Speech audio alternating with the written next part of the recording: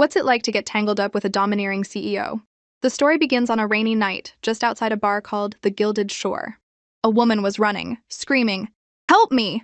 A group of men were right behind her. "Stop right there, you stupid girl, you think you can run?" Just then, a luxury car sped down the road. The woman's eyes widened in shock as the car hit her, sending her tumbling to the pavement. The driver slammed on the brakes, a cold sweat breaking out on his forehead. "Sir," he said, his voice trembling, "I think I hit someone." The man in the back was perfectly calm. "Go see." The driver scrambled out of the car. As he did, the woman snuck around to the other side, opened the door, and slipped into the back seat. She was soaked to the bone, a miserable, dripping mess. "Help me," she pleaded with the man inside. "Please, you have to help me." The man's expression was severe. Where did this woman come from, he wondered. She crawled further into the car. "Please, help me. There are people chasing me. They're going to kill me." Still, he didn't move. Her face was flushed as she said, "I barely escaped. I can't let them drag me back to that nightclub." Just then, the driver saw her in the back. "Who are you?" he yelled. "Do you have any idea whose car this is? How dare you just barge in?" The man waved a hand to silence his driver. Then he tilted the woman's chin up with his fingers. "Give me a reason to help you." "You nearly killed me," she said. "You have to take responsibility." A wicked grin spread across his face. "So, you've decided to latch onto me?" She didn't hesitate, climbing directly onto his lap. "You have to help me," she said, her tone surprisingly bold. He figured she must be from the nightclub, given how forward and flirty she was acting. "What's your name?" she asked, her face still flushed. She looked like she'd been drugged. "My name is Arya," she said slowly. "Arya Valerius." He thought for a moment. There weren't many families with the surname Valerius in all of Viridia City, but he knew of one, a high-ranking politician. "What's your relationship to him?" The driver, seeing the woman suddenly go limp in his boss's arms, grew worried. "Mr. Blackwood, maybe we should take her to a hospital just to be safe." Arya's face was rosy. The man smiled slightly. "I'll examine her myself," then told the driver, "Drive." After the car had gone, a man holding an umbrella appeared. "A bunch of useless idiots," he seethed. "You couldn't even keep an eye on one girl." A subordinate stammered, Should we go after them?" The man threw his umbrella to the ground in a rage, and his 3 lackeys immediately bowed their heads in fear. In a penthouse apartment at the Dragon's Point, the man carried Arya inside. She was now completely unconscious. His assistant watched them, bewildered. "Mr. Blackwood, maybe you should send her away." He couldn't believe it. Caden Blackwood, a man famously uninterested in women, had just brought a stranger back to his private apartment. "Leo, what are you so worried about?" Caden asked. "She's a complete unknown," Leo said nervously. "I'm worried this car accident wasn't an accident at all. What if it's a trap someone set for you?" Caden ignored him and carried Arya further into the apartment. "I'd like to see what kind of trouble one little woman can stir up." In the bedroom, Arya mumbled, "I feel so sick." Caden tossed her onto the bed. "Looks like you had a lot to drink. You're completely out of it." "So sick," she moaned. "I just want to sleep." He looked down at her. She's just a kid, really, but she sure knows how to be seductive.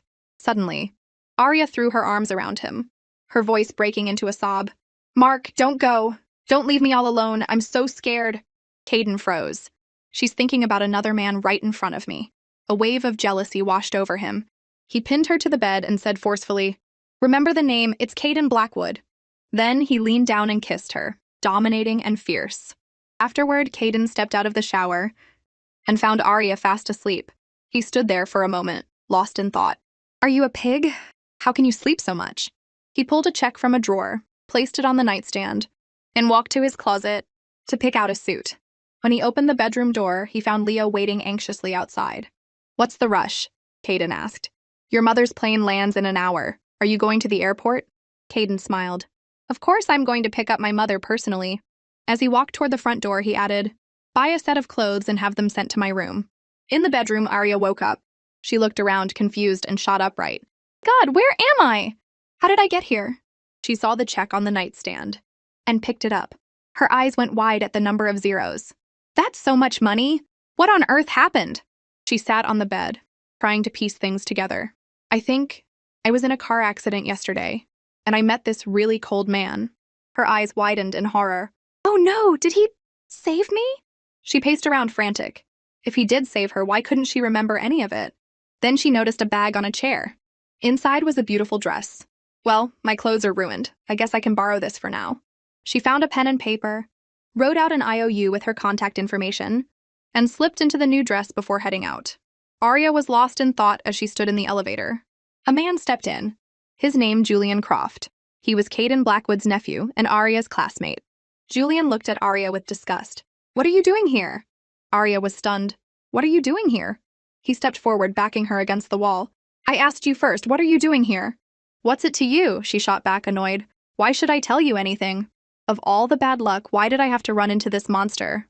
Arya Valerius, the sight of someone as dirty as you near my home makes me sick, he sneered. His words stung, but she fought back tears of frustration. This is a public elevator, not your private ride. In the eyes of you rich kids, I'm just some dirty, illegitimate girl who should stay in the shadows. Julian tilted her chin up. I'm honored to inform you that this entire building, the Dragon's Point, belongs to my family. So I'll ask again, why are you here? The injustice of it all made her burn. She slapped his hand away. You're insane. Why I'm here is none of your business. He grabbed her wrist, his voice dripping with scorn. Still got that sharp tongue. You know, you're lucky to be alive. I'm surprised the car accident didn't kill you. His words hit her. How did you know about the car accident? Was he there? Was he involved in what happened last night? Just then, the elevator doors opened with a ding. Arya saw her chance.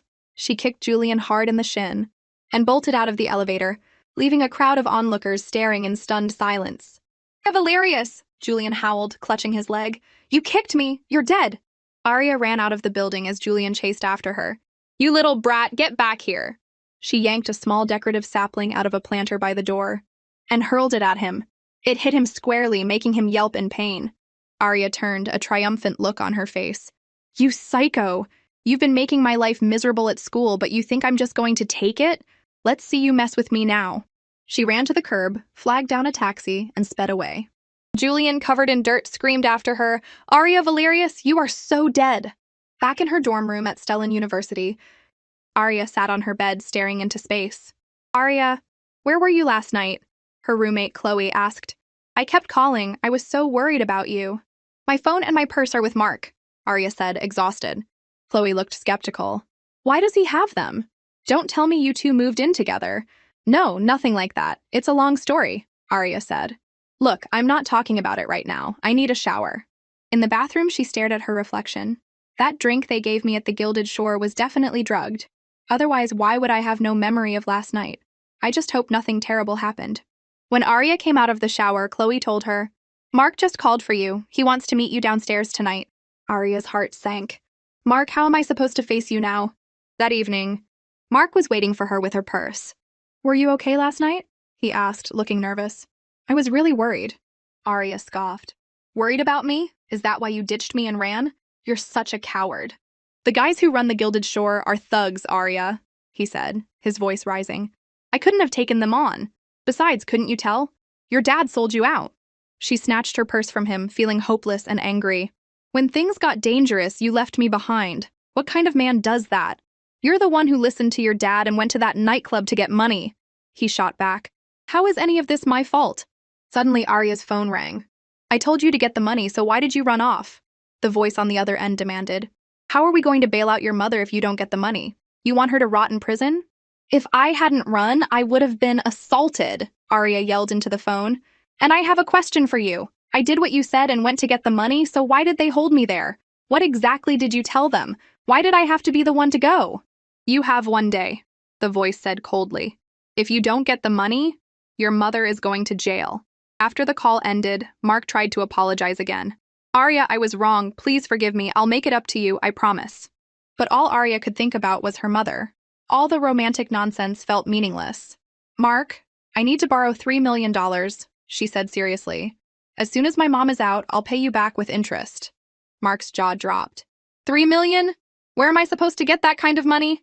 I'm not as rich as you think I am. Arya glanced at the watch on his wrist.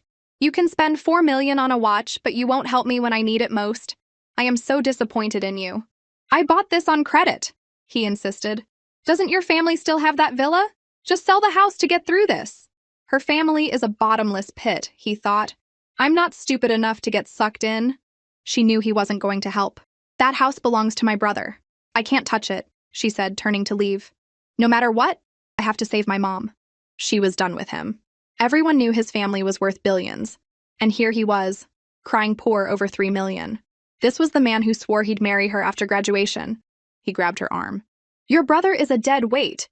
What's the point of leaving him a house? What are you going to do? Go back to the Gilded Shore for the money? She yanked her arm free. What other choice do I have?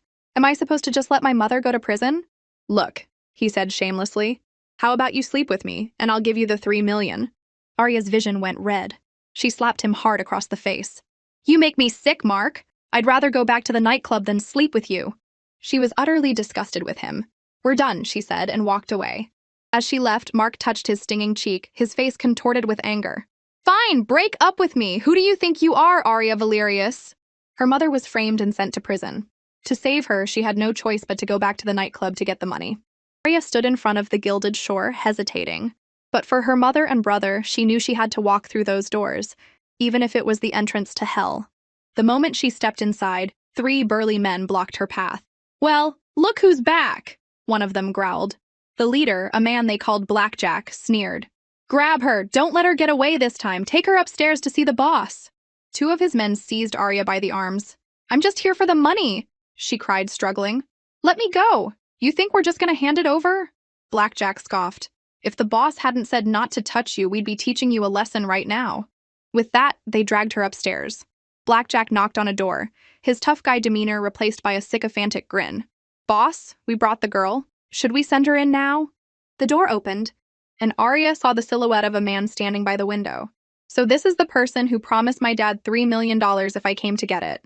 One of the goons shoved her forward. What are you waiting for? Get in there! Arya sensed something was wrong and tried to pull back. Let go of me! Just then, Caden Blackwood walked down the hall. Let her go, he commanded. Blackjack's jaw dropped when he saw him. He instantly turned into a groveling puppy. Mr. Blackwood, I'll get you some of our finest girls right away. You can take your pick. I'll take her, Caden said, his voice cold. Blackjack hesitated. She's not available, sir. She's not one of ours. Caden's assistant, Leo, stepped forward. Don't waste our time. He said he wants her. Terrified, Blackjack nodded quickly, then turned to Arya. Listen to me, he hissed. You take good care of Mr. Blackwood. If you don't, I'll personally break your legs. Arya's heart pounded in her chest. Who is this Mr. Blackwood? After Caden and his group left, one of the goons whispered, Blackjack, she was for the boss. What are we going to do now that Mr. Blackwood took her? Blackjack scowled. Are you an idiot? Who in Viridia City would dare to cross Caden Blackwood? Inside the private room, Caden's voice was like ice. Come here. The room was pitch black. Arya cautiously moved forward, her hands outstretched until they brushed against him. It's too dark, I can't see. Have you touched me enough? He said coldly. Then flipped a switch, flooding the room with light. Arya flinched. Sir, I'm not an escort. I don't work here. How much is your boss paying you? Caden asked. What boss? I don't understand what you mean. He grabbed her chin, his grip tight. Don't play games with me. I'll double the price. Just tell me your boss's plan. Arya was completely lost. What are you talking about? I don't have a boss. She looked at him, a strange feeling of familiarity washing over her. This man. Why does he look so familiar? Was my offer not tempting enough? He pressed. How about triple? The more he spoke, the more absurd it sounded.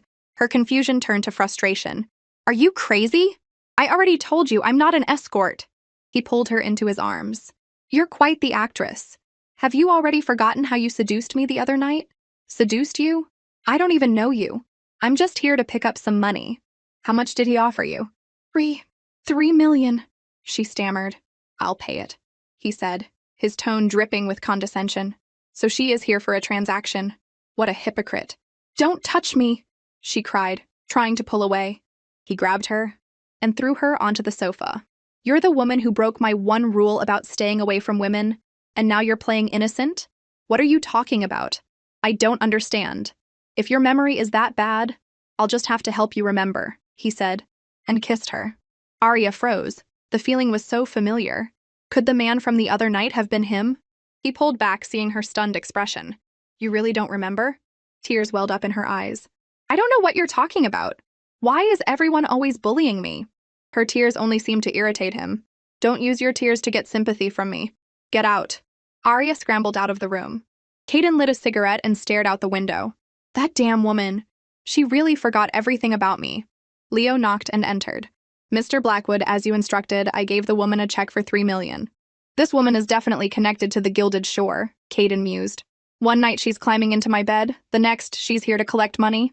Sir, Leo said, she didn't take the check you left for her yesterday. Could she be playing hard to get? Also, the owner of the club was here tonight, but as soon as we showed up, he slipped out through a private exit. Caden took a sip of his wine. The Gilded Shore got a new owner a couple of years ago, Leo continued. They've been involved in some shady business. Now they're trying to move in on Ethel Corporation. You suspected the owner might be Julian Croft, but he's just a rich kid who fools around all day. I don't think he has the brains for something this complex. Caden smiled. Patience, Leo. The truth will come out soon enough. At a bus stop, Arya stood alone, lost in thought. That man shoved a piece of paper into my hand. I didn't even look at it. She pulled it out and saw it was a check. A wave of anger washed over her. How dare he try to humiliate me with money? Just then a car pulled up, and Chloe jumped out. Arya, are you okay? I came as soon as I got your call. I'm fine, Arya said. Another car screeched to a halt behind them, and Julian Croft got out. Chloe shrank back in fear. It's late.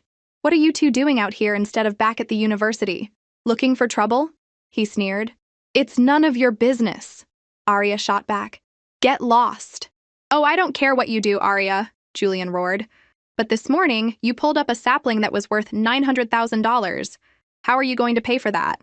Arya's jaw dropped. $900,000? Are you trying to blackmail me, Julian? The Dragon's Point is prime real estate. A single brick there is worth more than a peasant like you. Pay up or get kicked out of Stellan University. She was sick of him. What did I ever do to you? Why are you always tormenting me? Don't you forget where you come from, he taunted. Arya finally snapped. She marched up to him and slapped him hard across the face. What I am is none of your business. Julian Croft, you stay away from me. Julian was livid. You're asking for it, Arya. He raised his hand to strike her. But Chloe rushed forward. Mr. Croft, please, she didn't mean it. We'll pay the money, I promise. Chloe grabbed Arya and pulled her toward her car. Julian gritted his teeth. I have a long memory, Arya Valerius. You just wait. That night, Arya returned home. Her stepfather, Mr. Evans, greeted her with a greasy smile. Arya, did you get the money? Seeing him, she clutched her purse tighter. I got it. He lunged for her bag. Well, give it to me. No, she said, holding on with all her might. It was your gambling debts that got Mom thrown in jail in the first place. What do you want this money for? You stupid girl, give it to me, he demanded. I need it to get your mother out. I don't believe you, she cried, running for the stairs. I'm not giving you the money. She ran upstairs and opened a bedroom door. Finn? I'm home. Where are you? Her brother crawled out from under the bed, mumbling about wanting their mom. Arya rushed to him, hugging him tightly. Mom's on a business trip. She'll be back tomorrow, she soothed. Then she began to sing softly, Twinkle, twinkle, little star, how I wonder what you are. Soon her brother fell asleep in her arms. At the hospital, a thug sneered, Your mother injured me. If you'd brought the money sooner, she wouldn't have had to go to jail. You have your money now, Arya said coldly, so you can drop the charges against my mother. The thug signaled to one of his men. Send word to release her. Before leaving, he turned to Mr. Evans. You got lucky this time. But don't forget, you still owe me for that high-interest loan. You'd better pay up soon, or I'll be taking one of your legs. Mr. Evans bowed obsequiously. Yes, of course. Arya overheard them. What high-interest loan? Dad, you don't have other debts, do you? He looked shifty. What loan? You must have misheard. I hope so, she said wearily. I don't want Mom to know about me going to the Gilded Shore. And from now on, don't you dare try to use me for your schemes again. She walked away. The owner of the Gilded Shore offered to lend me money, but he insisted the girl be the one to pick it up, Mr. Evans thought to himself. Looks like this little brat is worth quite a lot. As Arya walked, she wondered, that man just gave me $3 million so easily. I hope he doesn't come looking for more trouble later. She was so lost in thought that she didn't see the group of men in suits walking toward her. She bumped into one of them, said a quick sorry, and kept walking. The hospital dean, who was with the men, was horrified. My deepest apologies for that interruption, Mr. Blackwood. It was my oversight.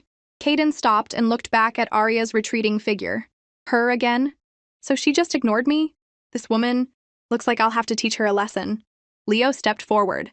Dean Smith, didn't you clear this floor? How did someone just wander in? What if Mrs. Blackwood had been bumped into? Who would take responsibility? Dean Smith was sweating profusely. We did clear it, I assure you. I don't know how she got in. I guarantee once Mrs. Blackwood is settled, nothing like this will ever happen again. It's too late, Leo said. Mrs. Blackwood prefers quiet. We'll find another hospital. No, this is fine, Caden said suddenly. We don't need to change. Leo was stunned. Normally, Caden would have walked out immediately after something like that. What was going on with him today? The landscaping here is nice, Caden said thoughtfully. My grandmother loves plants. She'll like it here. He watched Arya's back as she disappeared down the hall, a pleased look on his face. Why is she at the hospital? Is someone in her family sick? After Arya's mother was released and returned home, she saw her son and burst into tears. Finn, Mommy's home. They hugged tightly. Mommy, I missed you, he cried. Oh, my sweet boy, I missed you too, she said, stroking his hair. Mr. Evans approached them and knelt down. Honey, I'm home, he said, starting to cry. It's all my fault. I'm so sorry you had to suffer because of me. Can you forgive me? Just promise me you won't gamble anymore, she said, her voice filled with exhaustion. I swear I'll never set foot in a casino again, he declared. I'll turn over a new leaf, I promise. Mom, you're too soft, Arya thought, unconvinced. How can you believe his lies? Suddenly, Mr. Evans cried out, Honey! Arya turned to see her mother collapse to the floor. At the hospital, Arya sat by her mother's bedside. When she saw her mother's eyes flutter open, she smiled.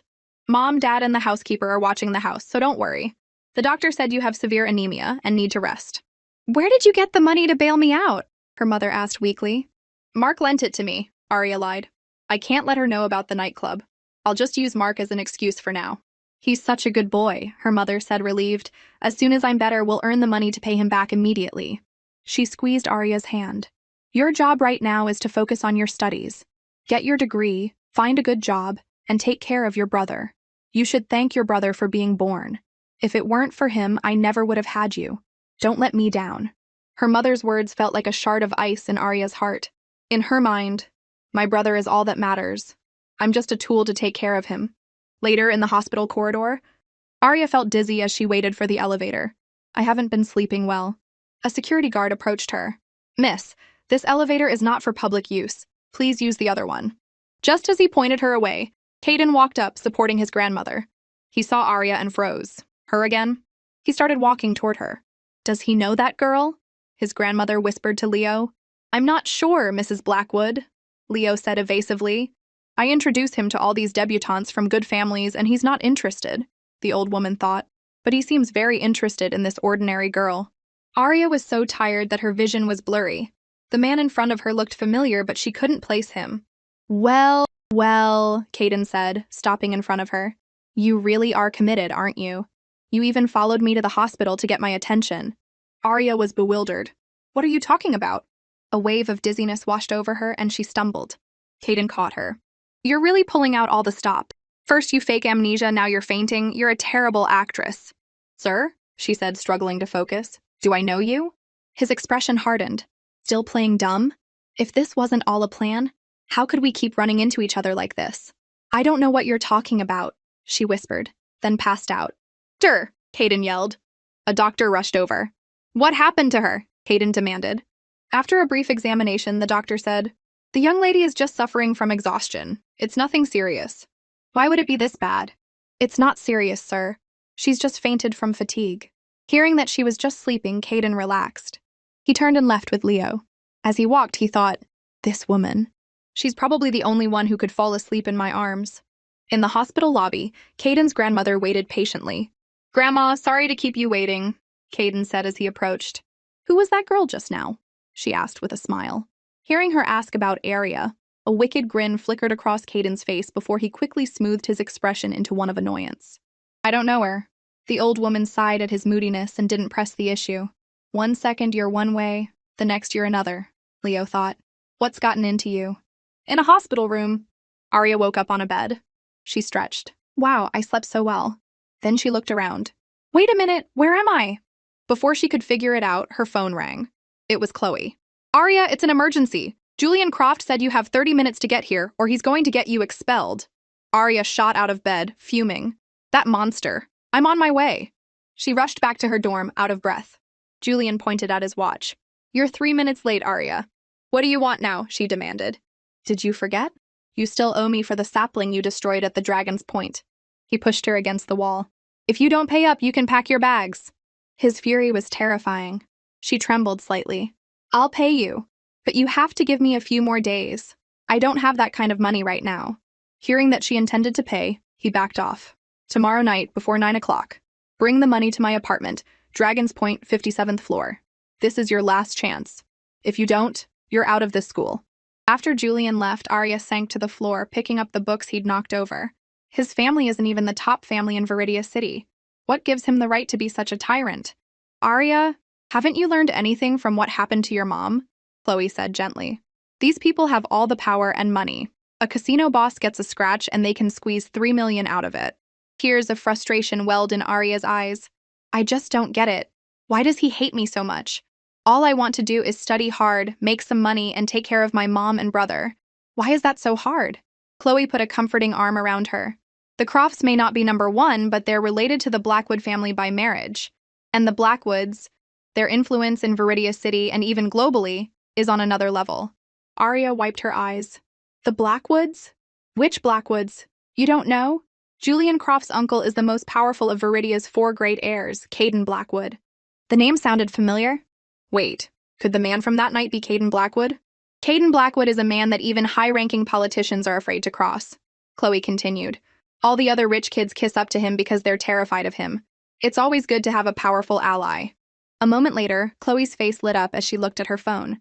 We're saved. Alex heard you were in trouble and just transferred $1 million to my account. He said you should use it first. I can't take Alex's money, Arya said quickly. If his girlfriend finds out, she'll get the wrong idea again. Alex has been our friend for years. Stop being so stubborn. Right now, nothing is more important than you getting your degree. Arya knew she had no other choice.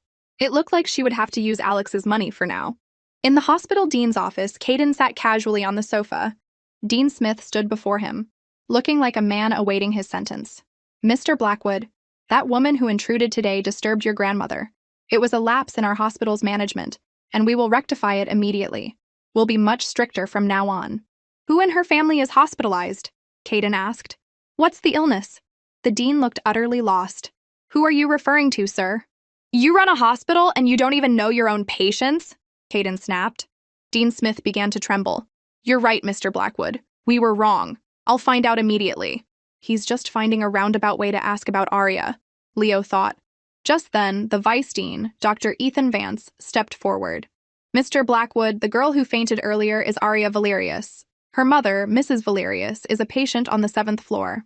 The dean breathed a sigh of relief. A satisfied smile spread across Caden's face. You should all learn from your vice dean. He's diligent and responsible with every patient. With that, he turned and left. Yes, you're absolutely right, Mr. Blackwood, the dean called after him, practically bowing. Thank God that's over. After they left, Dr. Vance stroked his chin thoughtfully. Caden Blackwood, the man who's never been interested in women, is suddenly concerned about one? How strange. That evening, Arya went to Julian's apartment as promised and put the money in his mailbox. If I give this to him in person, who knows what he'll do? Better to be cautious. After dropping off the money, she stood at his door and muttered, We're even now, you monster. Then she took the elevator back up to return the clothes. She hesitated before knocking on Caden's door. Forget it. I'll just leave the bag here. But just as she set it down, a voice from behind her said, Who's there? Arya turned. It was the man who had given her $3 million. Well, Caden said, walking toward her. It's you again. This time you've come right to my door? Arya trembled as he approached, pinning her against the wall. What are you doing here? She was so flustered she couldn't speak. He pulled her inside the apartment. Leo picked up the bag from the floor, muttering, Here we go again, Mr. Blackwood. Inside, Caden demanded, You keep showing up around me. What's your goal? You've misunderstood, she said quickly. I'm not trying to get close to you. He leaned in, his voice a low whisper. Since you've delivered yourself to my door, don't even think about leaving. And he kissed her. The sudden kiss caught her off guard. She struggled against him. You bastard, let me go. In her panic, she bit him. He slammed his fist into the wall next to her head and she screamed. You dare to bite me, he growled. You kissed me against my will, she cried, ashamed and furious. I'm not that kind of woman. He didn't stop, pulling her waist against his. I hate women who say one thing and mean another. He threw her onto the bed. You've been hanging around the Gilded Shore time and again, and you still claim to be innocent? What a hypocrite. Don't forget how you tried to please me before. How much money do you want this time? Or is there something else you're after? When have I ever been nice to you? She yelled, furious at his arrogance. You must have me confused with someone else. I was just here to return your clothes. What terrible luck to run into such a conceited jerk. He tore at her clothes. You came here to climb into my bed, didn't you? Fine. I'll grant your wish. Suddenly, the sky outside lit up with a flash of lightning, followed by a deafening clap of thunder. Hayden flinched and quickly rushed to pull the curtains closed. Arya stared at him, confused. What's wrong? She asked nervously. Hayden was on the floor, trembling. I'm scared, he whispered. Arya couldn't believe it. The great Caden Blackwood of Viridia City was afraid of thunder? He buried his head in his arms, silent. She cautiously approached him. Don't be afraid, it's just a thunderstorm. A powerful man like you, afraid of a little thunder? Her teasing made him look up. He stared at her, and she quickly covered her chest with her hands. I have an idea, she said, trying to soothe him. Arya turned on all the lights, flooding the room with a bright, warm glow. When I was little and scared of thunder, I would turn on all the lights. That way, you don't notice the lightning outside. The bright lights seemed to make him even more agitated. Turn them off! Turn them off! He yelled, covering his head. Seeing his reaction, she quickly turned them off. If the room is bright, you won't see the lightning outside, she said gently, stroking his head. You can try it, if you want. I don't like the lights on, he said. If you're so scared of thunder, why do you live on the top floor? She asked. With all these glass walls, a thunderstorm must be terrifying. A cold smile touched his lip. My dear stepmother certainly knew how to pick a room for me. My business is none of your concern, he said haughtily. If it weren't for the $3 million you gave me, I wouldn't bother caring, she thought. Another crash of thunder echoed, and he pulled her into a tight embrace. Don't move, he whispered. Just let me hold you for a minute. Arya was speechless. This man's moods were impossible to predict. Suddenly, he lifted her into his arms. What are you doing? She yelped. He ignored her and carried her to the bed, tossing her onto it. She scrambled back, her eyes wide with fear. I was only trying to help you because you were scared of the thunder. Don't push your luck. He leaned over her, trapping her. To think I was pitied by a little woman. How ridiculous. He reached out and stroked her cheek. She flinched away. He tilted her chin up. Little rabbit, why are you so resistant? Don't test my patience. Just stay here quietly or I can't promise what I'll do. He lay down on the bed beside her. Let me go, she pleaded, struggling. I'm tired, I'm going to sleep, he said, closing his eyes. If you move again, you'll face the consequences. She gave up, her body going limp. So I'm just his human teddy bear. The next morning, Arya woke up and saw Caden beside her. She sat up with a jolt. What did you do to me? He smirked. Everything that needed to be done. Her face flushed red. Suddenly, his expression turned serious. Be my woman. She stared at him, stunned. What did you say? Be my fiancé, he repeated.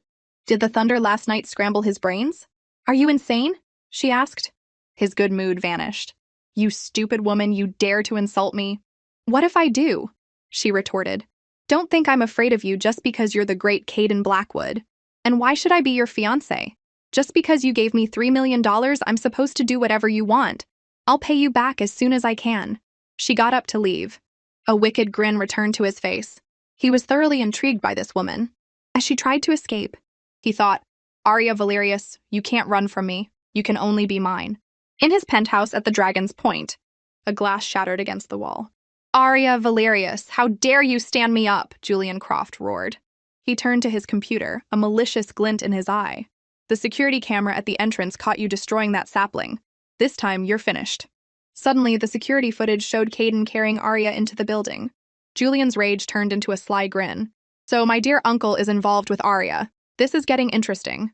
In a doctor's office at the hospital, Arya pleaded, Doctor, you said my mother was recovering well and could be discharged. Why can't she leave now? The doctor looked uncomfortable. Mr. Blackwood gave specific orders not to discharge Mrs. Valerius. What am I supposed to do? Doctor, Arya pressed, her voice filled with worry. Is there something wrong with my mother? No, nothing like that, the doctor said, standing up. We just need to keep her for observation for a few more days. It's nothing to worry about. I have another matter to attend to, excuse me. He practically fled the room. Arya was left bewildered. What was that all about? I guess I should just head back to the university for now. Her phone buzzed with a text from an unknown number. I'm giving you a chance to get close to me. She looked at the message, then around the hallway, confused. Must be a wrong number. Another message came in, this time from Chloe. Arya, get back to school right now. Something big has happened. Arya rushed off. Caden, watching from a distance, smirked. This woman is always hanging around the hospital trying to get my attention. She has a lot of tricks. A wicked smile spread across his face. If I don't play along, I'll seem heartless. A nearby nurse saw his expression and shivered. Sir, Leo thought, watching him, are you helping her or helping yourself?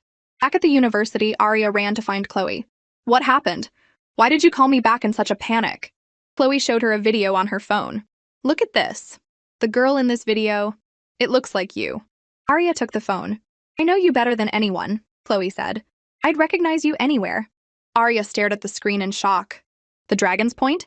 And that man is Caden Blackwood? Is the girl he's carrying me? Was it really him that night? She had to find him and ask him what was going on. That evening, a crowd of reporters swarmed the hospital entrance. I heard Caden Blackwood has been seen here a lot lately. We have to get an interview. That video is a huge story. We need to get the scoop. I wonder who that woman is he was carrying. She's so lucky.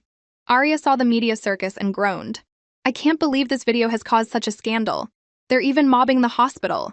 At a nearby newsstand, two girls were looking at a magazine. Caden Blackwood assaulted a girl. Is that true? Rich guys are always looking for a thrill. It's totally normal, the other girl said. Suddenly, someone shouted, Look, it's Caden Blackwood. The reporters swarmed in his direction. It really is him. Caden stepped out of his car and his bodyguards formed a protective line. The scene instantly turned into a celebrity appearance, with camera flashes going off everywhere. A woman in high heels stepped out of the car after him. It was his stepmother, Eleanor Blackwood. A reporter called out, Mrs. Blackwood, are you here to visit the elder Mrs. Blackwood? My mother-in-law is here resting, Eleanor said with a practiced smile. I hope you'll all respect her privacy. Mrs. Blackwood, another reporter asked, is it true that you spent billions creating a massive luxury penthouse for Mr. Blackwood at the Dragon's Point? They launched into a well-rehearsed performance of motherly affection.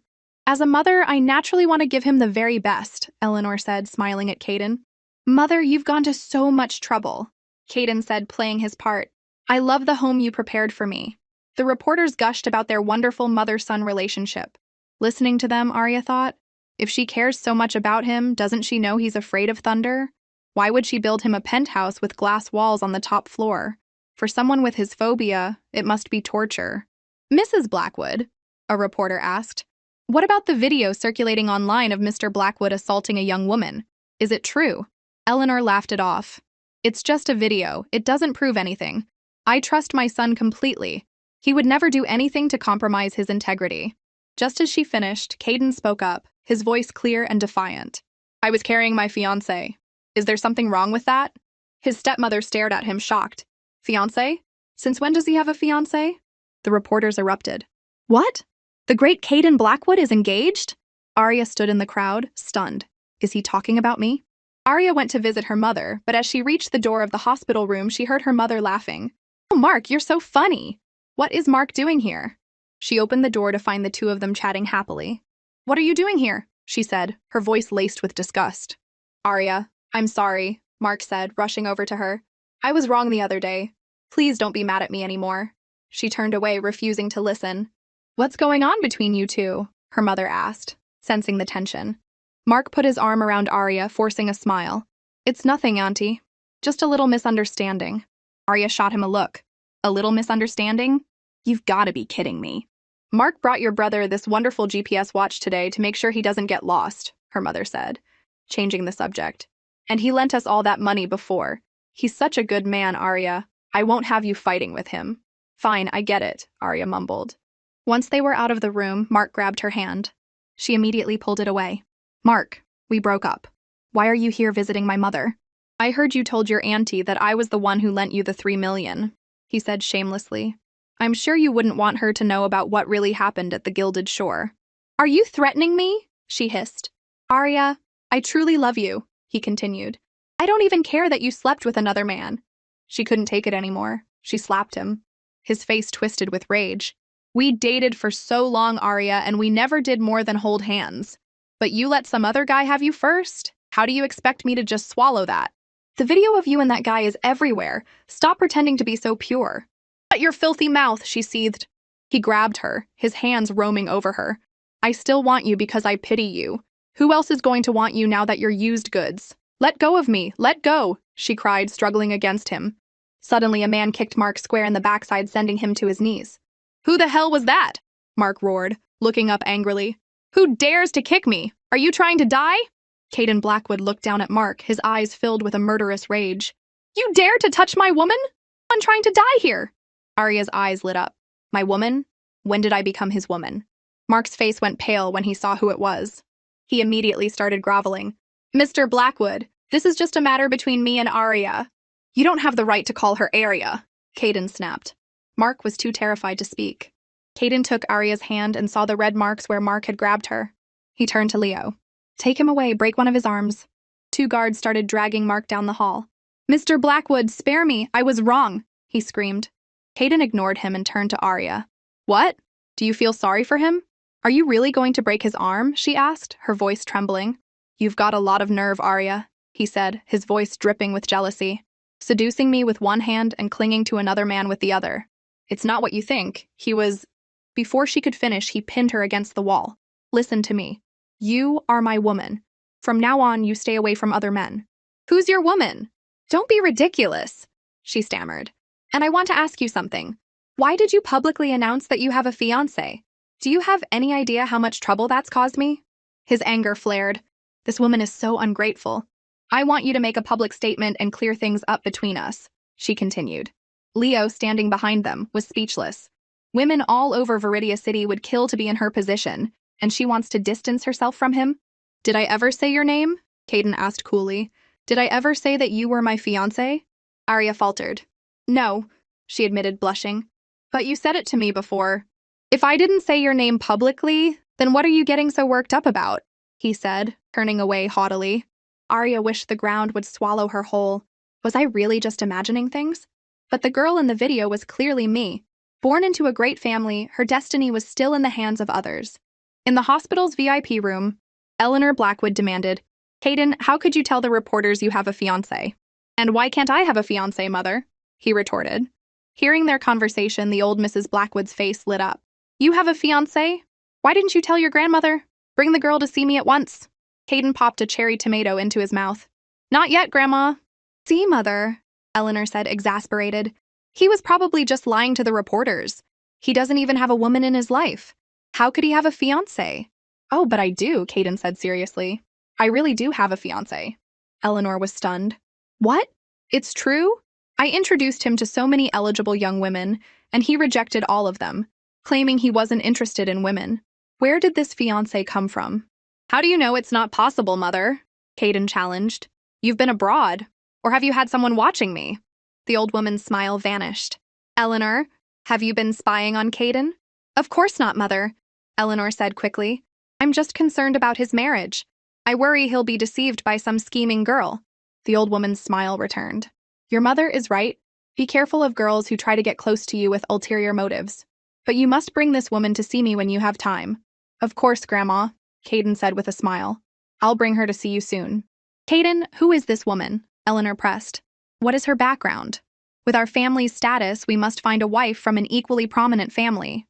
Does the Blackwood family really need to rely on marriage alliances to maintain its position?" He shot back. "I will not approve of a woman who is not our equal entering this family," Eleanor said firmly. "If her family's status doesn't match ours, you had better break off this relationship." The old woman was not pleased to hear her grandson being lectured. "Eleanor, you're not a young woman anymore. Why are you still so impulsive? Caden is a grown man. He knows what he's doing." Caden's patience was wearing thin. "Mother, you should go home and rest. I'll take care of Grandma." Eleanor had no choice but to leave. On her way out, she made a call. "Investigate every woman who has recently been in contact with the young master. I want a full background check on all of them. I will not allow anything to happen that is outside of my control." Backstage at the Apex Tower, Arya looked at her phone in disbelief. "I won first place in the New Wave fashion design competition." She jumped up and down with joy. "With the prize money, I can finally pay back the 900,000 I owe Alex." Suddenly, the sky outside rumbled with thunder. Her phone rang. It was the same number that had sent her the strange text message before. She answered. "You," a man's voice yelled. "I order you to come to me right now." "Who is this?" she said, annoyed. "Are you crazy? Stop calling me." She hung up. Weirdo. A flash of lightning lit up the sky. Caden threw his phone in a rage. "Arya Valerius, how dare you hang up on me?" The thunder outside only made his fear worse. He huddled in a corner, miserable. That damn woman! The lights are on, but I'm still scared. She's a liar. A liar. The storm was pushing him to his breaking point. His phone buzzed. It was a message from Leo. I've located Ms. Valerius. She's at the Apex Tower for an awards ceremony. Caden needed Arya's comforting presence. He had to go find her. As his car sped through the rain, another bolt of lightning struck. He gritted his teeth, fighting his fear. You stupid woman, when I find you, I'm going to teach you a lesson. When he arrived at the event, the manager and his staff were lined up to greet him. Find her, Caden told Leo. He never goes out in a thunderstorm, Leo thought. And now he's risking it all for a woman.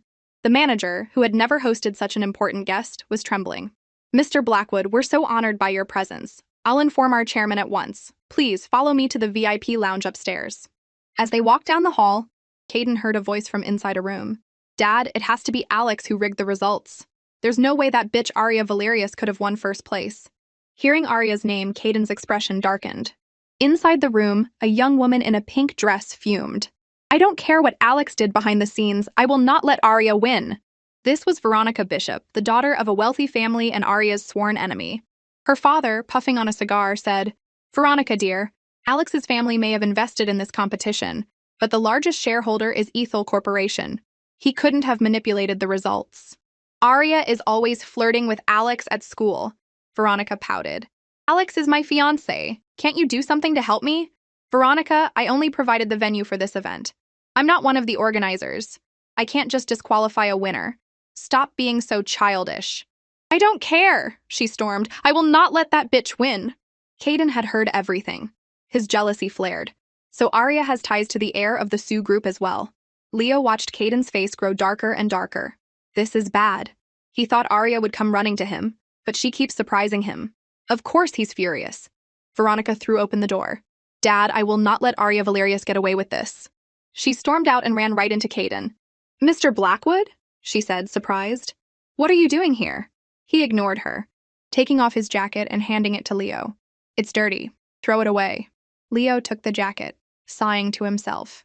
He's so unfair. Arya has been all over you, and you never once complained about her being dirty.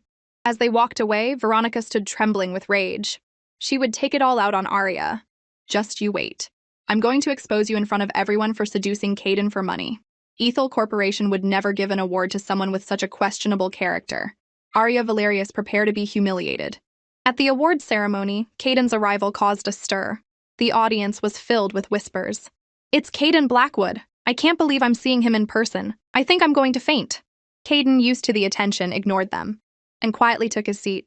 As the ceremony neared its end, the host announced, and now, please welcome the first prize winner of our competition, Ms. Arya Valerius. If a video of me here gets out, my stepmother will definitely find out about Arya, Caden thought. He signaled to Leo, who immediately instructed all camera crews to stop recording. This awards ceremony was supposed to use the big prize money to build buzz for their new clothing line, one reporter grumbled. Why stop the live stream now? It defeats the whole purpose. Hearing this, Caden shot a sharp glance in their direction, and the reporters fell silent. The stage lights brightened. A woman in high heels walked gracefully onto the stage. Caden scowled. Why is that stupid woman dressed so flamboyantly? Who is she trying to impress? Ms. Valerius, please tell us about your design, the host said with a smile. Arya was radiant with confidence. Hello, everyone. I'd like to thank the organizers for this opportunity. My design incorporates classical Eastern elements with the bold, simple elegance of Western fashion. After her speech, she bowed to the audience. Thank you all for appreciating my work. And now let's present the award to our winner, Arya Valerius, the host announced. In the audience, Veronica Bishop smirked. Enjoy your moment, Arya. It won't last long. Caden saw Veronica's malicious smile. What is she planning? He stood up and walked toward the stage. The audience gasped. Wow, Caden Blackwood is presenting the award himself. Arya was stunned to see him approaching. Why is he giving me the award? He leaned in close to her, his voice a seductive whisper. Instead of working so hard to win a mere $1 million, you should have just focused on seducing me.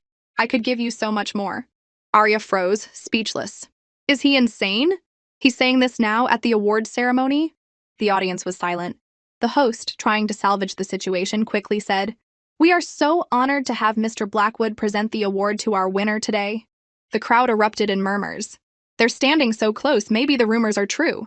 No wonder he came to present her award in person.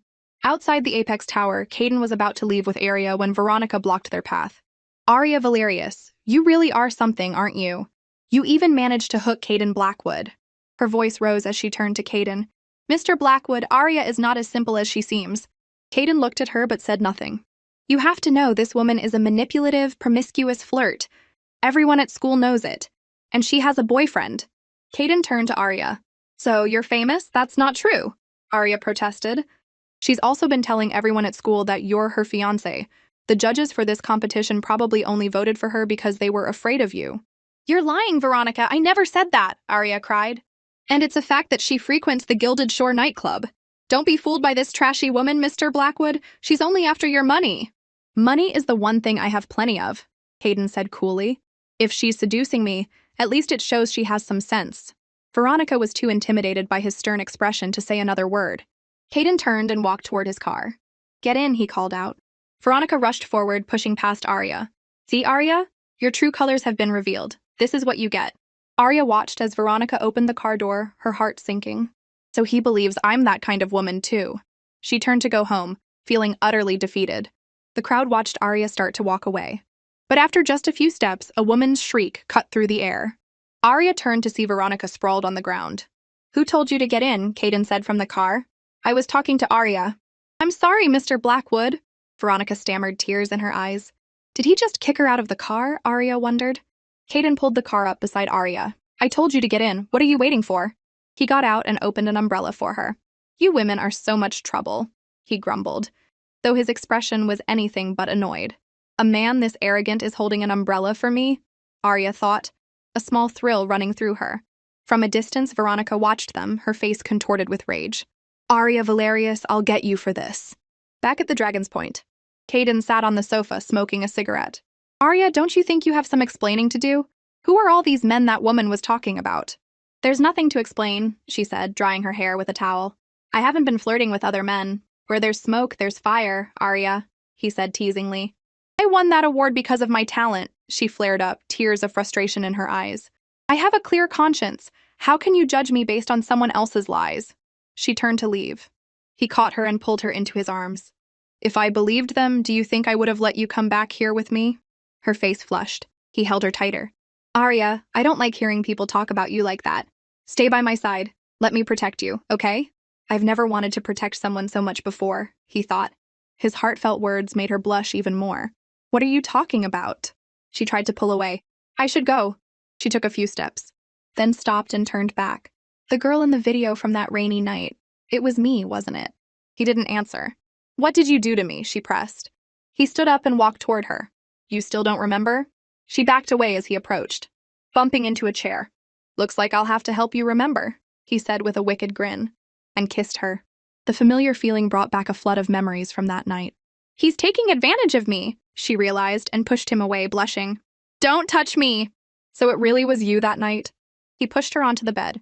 Arya, are you playing dumb or are you just clueless? You were the one who seduced me that night. I don't remember much about that night, she said nervously. I really didn't know you were the one who brought me here, so did we, you know? Of course we did, he said shamelessly. He tilted her chin up. It's a fact. You're my woman now. How could you take advantage of me like that? She cried. He pushed her back down. You were the one begging me for it, he teased. That doesn't give you the right to do that to me, she fumed. He silenced her with another kiss. After a moment, she lay on the bed, breathless. Arya, listen to me, he said, his voice husky. You are my woman, and my woman only. No more getting involved with other men, do you understand? He gently tapped her nose. After all these kisses, you're still so inexperienced. You're so cute. He pulled her into his arms. Sleep with me for a while. You're a powerful CEO. You don't need someone to sleep with you, do you? She asked, her face still red. I don't, but you're the only one who can make me not afraid during a thunderstorm. I don't want to be alone. You're not just using me as a cure for your fear of thunder, are you? He pulled her closer, his voice haughty. Do I seem that pathetic? Just then, a loud clap of thunder shook the building, and he instinctively held her tighter. She couldn't help but smile. Yes, you really do. The next morning, Arya woke up and saw Caden beside her. I actually fell asleep here. She tried to sneak away, but he grabbed her wrist. What? Morning comes and you're already turning your back on me? She looked at him, blushing. You're insane. He chuckled. What's so funny? she thought. As she got dressed, she added, "Actually, I think you might be the one with the problem." "What problem do I have?" he asked. She looked at him quizzically. He turned away. "I heard that epilepsy can be a hereditary condition." Her eyes widened. "How do you know I have a younger brother with epilepsy? Did you investigate me?" He stroked her head soothingly. "Don't be afraid. Even if you have it, I'll get you the best treatment. My woman can't be sick." "So you're worried I'm sick?" she said angrily. "Fine, I'll tell you the truth. I am sick. I could have a seizure just like my brother at any moment. So a freak like me is definitely not to your taste, Mr. Blackwood. You should just let me go." She stood up to leave. He pulled her into his arms. "You're right, a woman like you is hard to find. You're the only one who makes me not afraid of thunder. Maybe you just need someone with you during a storm," she said, her voice filled with insecurity. "It could be anyone, and you probably wouldn't be scared. So just let me go. I'm just an ordinary person." He silenced her with a kiss. "Aria Valerius, marry me," he said, his voice sincere. She stared at him, stunned. "What, marry you?" "Yes," he said, looking pleased with himself. "Aren't you excited?" She touched his forehead. "Are you sure you don't have a fever? You're talking nonsense." He grabbed her hand. "You stupid woman, do you have any idea how many women in Viridia City would kill to marry me? And you're hesitating? You don't know what's good for you." "I'm not hesitating, I'm saying no," she said firmly. "This is absurd. Look at who you are and look at who I am. Are you sure you're thinking clearly?" She turned to leave again. He wrapped his arms around her waist from behind. "I know exactly what I'm doing." She froze. "You haven't fallen in love with me, have you?" He smirked. "Don't be ridiculous. Do you think you're that beautiful or that you have such a great body?" His words stung, and she pushed him away. "If you despise me so much, why do you want to marry me?" He lit a cigarette. "I need a wife right now." "I will never agree to marry you," she exploded. "So I'm just a prop he needs. He doesn't actually like me." "You will," he said confidently, "because I know you need a lot of money right now." She walked into the bathroom, turning back to say, "I'll pay you back." "Can you? Aria, playing hard to get has its limits. Don't think you can inflate your worth just because I need you during a thunderstorm. If you serve me well, I'll forgive all your debts." She said nothing. He pinned her against the wall, his eyes sharp. "Aria Valerius, you have no choice but to obey me." "What do you need me to do?" she asked. "I'm telling you, I won't." "With you?" He leaned in closer. "You won't what?" "Like this," she stammered, her face bright red. "You, get away from me." He looked at her flushed face, then turned on the faucet. "If you're going to be my woman, you have to listen to me." After her shower, Aria stood by the door, lost in thought. "I can't stay here any longer. I have to get out of here." Caden came out of the bathroom, drying his hair. He looked around. "Where'd she go?" He saw a note on the table. "I made you some breakfast. I had to leave. Call me if you need anything." He looked at the food on the table. The little brat is at least obedient. As he ate, Leo reported, "I've arranged for someone to escort Ms. Valerius safely back to the university." Caden nodded, continuing to enjoy the breakfast Aria had made. "This woman's cooking is actually pretty good. When I marry her, I'll have her cook for me every day." "I've also intercepted all the videos of you and Ms. Valerius at the awards ceremony," Leo added. "Nothing has been leaked." "My dear stepmother is not someone to be taken lightly," Caden said. Just then the doorbell rang. Caden wiped his mouth and stood up. "Speak of the devil. Do you think she's found out something?" Leo asked, worried. "No matter what. We can't let my mother find out about Aria right now," Caden said firmly. Eleanor Blackwood walked in. Caden hurried to greet her. "Mother, you have a key. Why did you ring the bell?" "I haven't been here since I had this place prepared for you," she said with a smile. "I was just passing by and thought I'd stop in. Are you comfortable here?" "The home you put so much thought into is wonderful, Mother." "I'm very comfortable, especially during thunderstorms." A flicker of awkwardness crossed Eleanor's face. "As long as you're happy, that's all that matters." She saw the food on the table and wrinkled her nose. "Why are you eating such cheap breakfast food?" Caden froze. "Damn, I forgot about that. I'm used to having a private chef. It's nice to have some home-cooked food for a change." "I made it!" Leo chimed in quickly. "Would you like some, ma'am?" Eleanor looked from one to the other, suspicious. "When did you two get so close?" Leo threw an arm around Caden's shoulders. "Mr. Blackwood has always been very good to me. Making him breakfast is the least I can do to repay him." "Get your grubby hands off me," Caden muttered under his breath. Eleanor walked further into the apartment, looking around. In the bathroom, she spotted a pink toothbrush. "This pink toothbrush. It must belong to a woman, right?" she asked, turning to Caden. "Have you been bringing women here to spend the night?" "No," he said coldly. I heard you were seen at the Apex Tower getting cozy with some low-level employee. Caden, you must remember, the Blackwood family has a reputation to uphold. We cannot have any scandals. The video from the other night was suppressed, but many of the major shareholders at Ethel Corporation are already murmuring about you.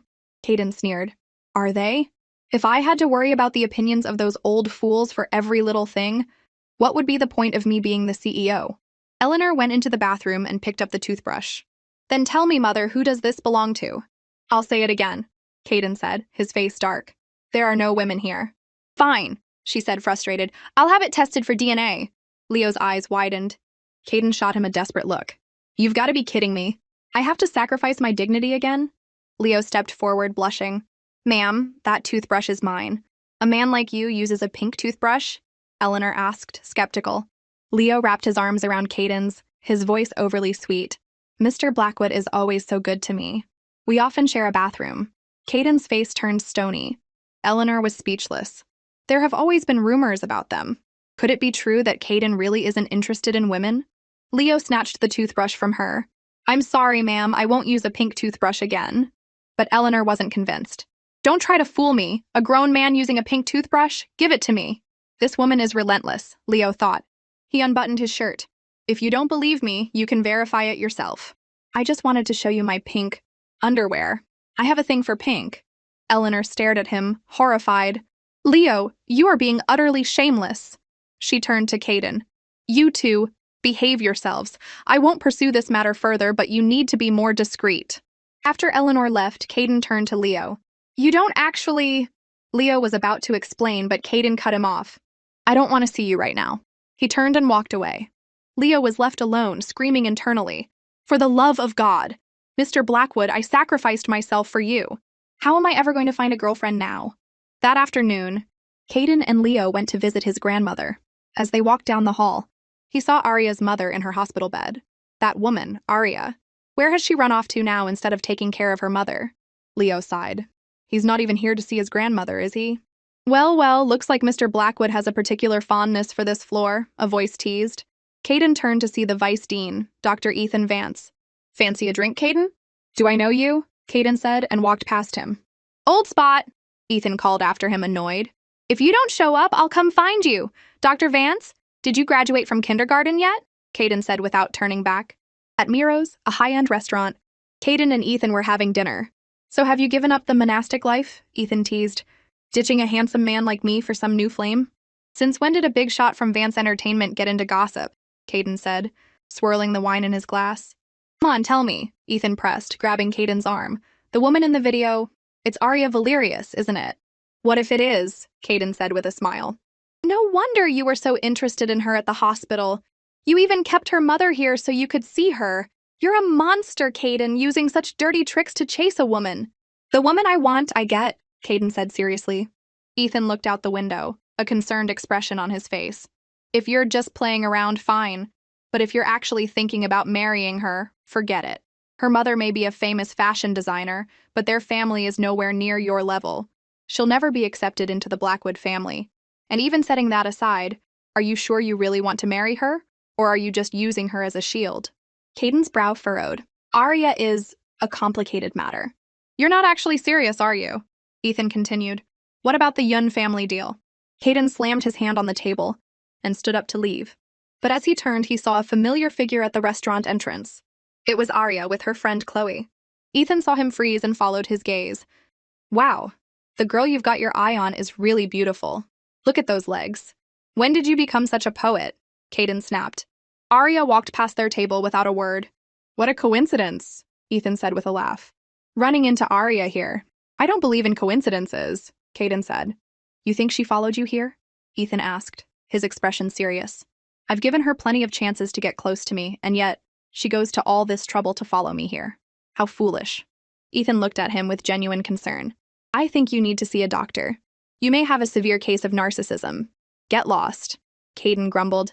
At their table, the two girls were happily eating. My dad gave me a VIP card for this place, Chloe said. We can eat whatever we want today. Thank you, Chloe, Arya said, her cheeks full. You're always thinking of me. Don't be silly, we're best friends. From a distance, the two men watched. The girl with her is Chloe Ann, the daughter of the Anne Group chairman, Ethan said. Arya certainly knows how to pick her friends. Her social circle is more complicated than that, Caden said. I have to see what it is about this Arya Valerius that has Caden so captivated, Ethan thought. Is she really scheming, or is she as innocent as she looks? As they were watching, two women walked into the restaurant, laughing. They were dressed in flashy, expensive clothes. One was Veronica Bishop, the girl Caden had kicked out of his car. The other was the mayor's daughter, Fiona Valerius. I can't believe my dream man, Caden Blackwood, has a fiancé, Fiona fumed, looking at her phone. How could he have a fiancé? Hearing Caden's name, Veronica scowled. Being kicked out of his car was so humiliating. And it was all that bitch Arya's fault. Her eyes scanned the room and landed on Arya. A cold smile spread across her face. Speak of the devil. Watch me teach her a lesson. She turned to Fiona. Every time I come here, I sit at that window table. If I can't sit there, I'm not eating. Fiona, eager to please, marched over to Arya's table. Arya Valerius, you're like a cockroach that just won't die. What is someone as low as you doing in a place like this? My friend Veronica always sits here. Get up and give us the table. Arya sighed. What terrible luck. Well, if it isn't the famous mayor's daughter, Fiona, she said with a polite smile. Do you own this restaurant? We've just started eating. If you'd like to sit here, you'll have to wait until we're finished. As far as I know, this restaurant is owned by the Vance family, not the Valerius or Bishop family, Chloe added. Do you even have the money to eat here, Arya? Fiona sneered. Just leave. You're ruining my appetite. I can't afford it, Arya said cheerfully. But Chloe is treating me today. From their table, Ethan chuckled. This Arya has some nerve. Shamelessly admitting she's a freeloader. Caden shot him a look. Who's paying today? Ethan blushed. You are, of course. I'm just a humble vice dean. You wouldn't make me pay, would you? Doesn't your conscience bother you, being such a freeloader? Fine, I won't make fun of your woman, Ethan grumbled. Caden watched Arya, a pleased look on his face. She's like a little lamb in front of me, but she's actually a rabbit with a nasty bite. Have you no shame? Fiona shrieked at Arya. You just follow Chloe around for free meals and her old clothes, don't you? What's the difference between you and a beggar? Are you sure you're not talking about yourself? Arya said with a sweet smile. That handbag you're carrying? Isn't that Veronica's? Fiona quickly linked her arm with Veronica's. I'm not like you, Arya. Veronica and I are best friends. You're just an illegitimate daughter, pretending to be a socialite by hanging around Chloe. The argument had attracted the attention of the other diners. The mayor has an illegitimate daughter? Someone whispered. He always seems so righteous, I can't believe it. Ethan was shocked. So Arya is an illegitimate child. Shut up, Caden hissed at him. Either leave or pay the bill. So Arya isn't as simple as she seems. This is getting interesting. Fiona realized her mistake and broke out in a cold sweat. Fiona, you're 4 months younger than me, Arya said with a smile. So, who's the illegitimate one here? That was the last straw for Fiona. Shut up, she screamed and lunged at Arya. Caden shot to his feet, but Arya caught Fiona's hand before it could connect. The two men watching were stunned. Arya's smile was gone, replaced by a cold glare. Fiona, you need to learn when to stop. You may not care about your reputation, but your righteous father certainly does. Caden sat back, thoroughly enjoying the show. My woman is not someone to be trifled with. I didn't realize Councilman Valerius was such a hypocrite, Ethan mused. His private life is quite the scandal. For a politician, that's a fatal blow. My dear stepmother wanted to set me up with his daughter, Caden said. At least now I've seen what she's really like. She's not even worthy of polishing your shoes, Ethan said. Arya looked at the fuming Fiona. Are you just going to stand there and watch us eat, Miss Valerius? That would be rather rude, wouldn't it? Fiona was so angry she couldn't speak. Arya, Veronica said, stepping forward. I just like to eat at my usual spot. We're all classmates, and you're a good friend of my fiancé's. Can't you just give us the table? Of course, Arya said with a smile. Alex is a good friend of mine. For his sake, you can have the table, as soon as we're done eating. If I leave now, she'll think I have something to hide with Alex. She looked out the window. It's such a lovely day today, isn't it, Veronica? Not like that rainy day. You looked so miserable then. Triumphant smile played on her lips. Veronica's face flushed at the memory. Are you going to move or not, Arya? Fiona shrieked. Ethan leaned in closer to Caden. What did Arya just say? That's a secret, Caden said with a grin. She's quite clever, using me to her advantage. You have a good eye, Ethan said. This girl is definitely special. Caden signaled to a waiter, ready to step in and help Arya. Mr. Blackwood, how may I help you? The waiter asked. Just as Caden was about to speak, he noticed something out of the corner of his eye. Someone outside was taking pictures of him. He smirked. My dear stepmother's spies are certainly diligent. It seems she's very eager to find out who my fiancé is. Well, if she wants to know, I'll tell her today. Throw those two out, he told the waiter. Why are you kicking Arya out? Ethan asked, confused. There is no why, Caden said arrogantly. There is only whether I am pleased or not. Is he just using Arya as a shield? Does he not actually like her that much? Ethan wondered. The waiter approached Arya's table. Miss Valerius, Miss Anne, I'm afraid I have to ask you to leave. I'm a paying customer. Arya protested. I haven't finished my meal. You have no right to kick me out. I'm sorry, miss, but it's a request from our VIP guest upstairs. I have never seen someone so shameless, Fiona sneered. Is this the first time you've ever had a steak? Why won't you just leave? I'll pay for your meal, Veronica added condescendingly. You can have it to go. You'll pay? Arya's eyes lit up with a mischievous glint. Well, if you're being so generous, Miss Bishop, I won't refuse. Then just get it to go and leave, Veronica snapped. How could Alex like someone like her? Arya picked up the menu, a wicked smile on her face. Veronica Bishop, prepare to go broke. Fiona burst out laughing. You peasant! Who orders a steak well done? Arya just smiled. You won't be laughing in a minute. From their table, Ethan chuckled. Is your woman trying to make a fool of herself on purpose? Just watch, Caden said, swirling his wine. This woman is not to be trifled with. I'll also have the lobster, the honey-glazed salmon, the fettuccine alfredo, the egg tarts, the borscht, dessert, blueberry juice, and orange juice. Arya continued, rattling off items from the menu. The others stared at her, stunned. She closed the menu. And I'll have 120 orders of everything. Veronica paled. Arya, you... What's wrong, Miss Bishop? Arya said, casually flipping her hair. Didn't you say I could order whatever I wanted? Don't tell me you can't afford it. Waiter, my card, Veronica snapped, her pride wounded. A few moments later, the waiter returned. I'm sorry, Miss Bishop, but your card has been declined due to insufficient funds. What? That's impossible, Veronica stammered. Her gold card was declined? A nearby diner whispered. Looks like the Bishop family isn't as wealthy as they seem. Maybe it's all just for show. Veronica wished the ground would swallow her whole. Miss Bishop, the waiter prompted. How would you like to pay for the rest? What's the rush? She snapped. It's not like I'm going to run out on the bill. Please have all the food sent to the Havenwood orphanage, Arya told the waiter. Then she turned to Veronica with a look of innocent concern. I'm so sorry to have put you in this position, Miss Bishop. If you can't afford it, it's really no problem. Just get out of here, Fiona shrieked. Arya stood up and leaned in close to Fiona. If you don't want to see your father on the front page of the news tomorrow, you'd better watch your tone. With that, she and Chloe walked out, triumphant. What a show, Ethan said, applauding. That Arya Valerius is really something. Caden looked pleased. She's even more capable than I thought. He called the waiter over. I'll take care of Miss Bishop's bill, and please, set up Miss Fiona Valerius in one of our best private rooms. Send up a bottle of our finest vintage and our most expensive dessert on me. Ethan was baffled. Caden, what are you playing at? You kick out your fiancé, but you send gifts to the person who was bullying her? You're helping them gang up on her. She's just a substitute, Caden said with a cold smile. Who's the substitute, Arya or Fiona? Caden stood up. It's impossible to have a conversation with someone of your intelligence. I'm leaving. Whatever, Ethan grumbled. I have no idea what you're up to. You will soon enough, Caden said with a grin. And you're paying for this meal. It's about time I freeloaded off of you for a change. Are you serious? Ethan cried. Just because I said a few words about your woman, you're holding a grudge? In the private room, Fiona was ecstatic. I can't believe Caden Blackwood ordered all this for me. Veronica looked on, green with envy. You're dreaming. Why would he order this for you? Are you sure? Veronica asked doubtfully. Caden isn't even interested in me. Why would he be interested in a shallow, vulgar woman like you? Was the woman in that scandalous video really Arya? Of course not, Fiona said, stuffing her face with steak.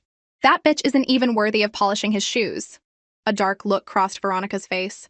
Whether it was her or not, if the other socialites find out that an illegitimate nobody like Arya is trying to seduce Caden, do you think she'll get away with it?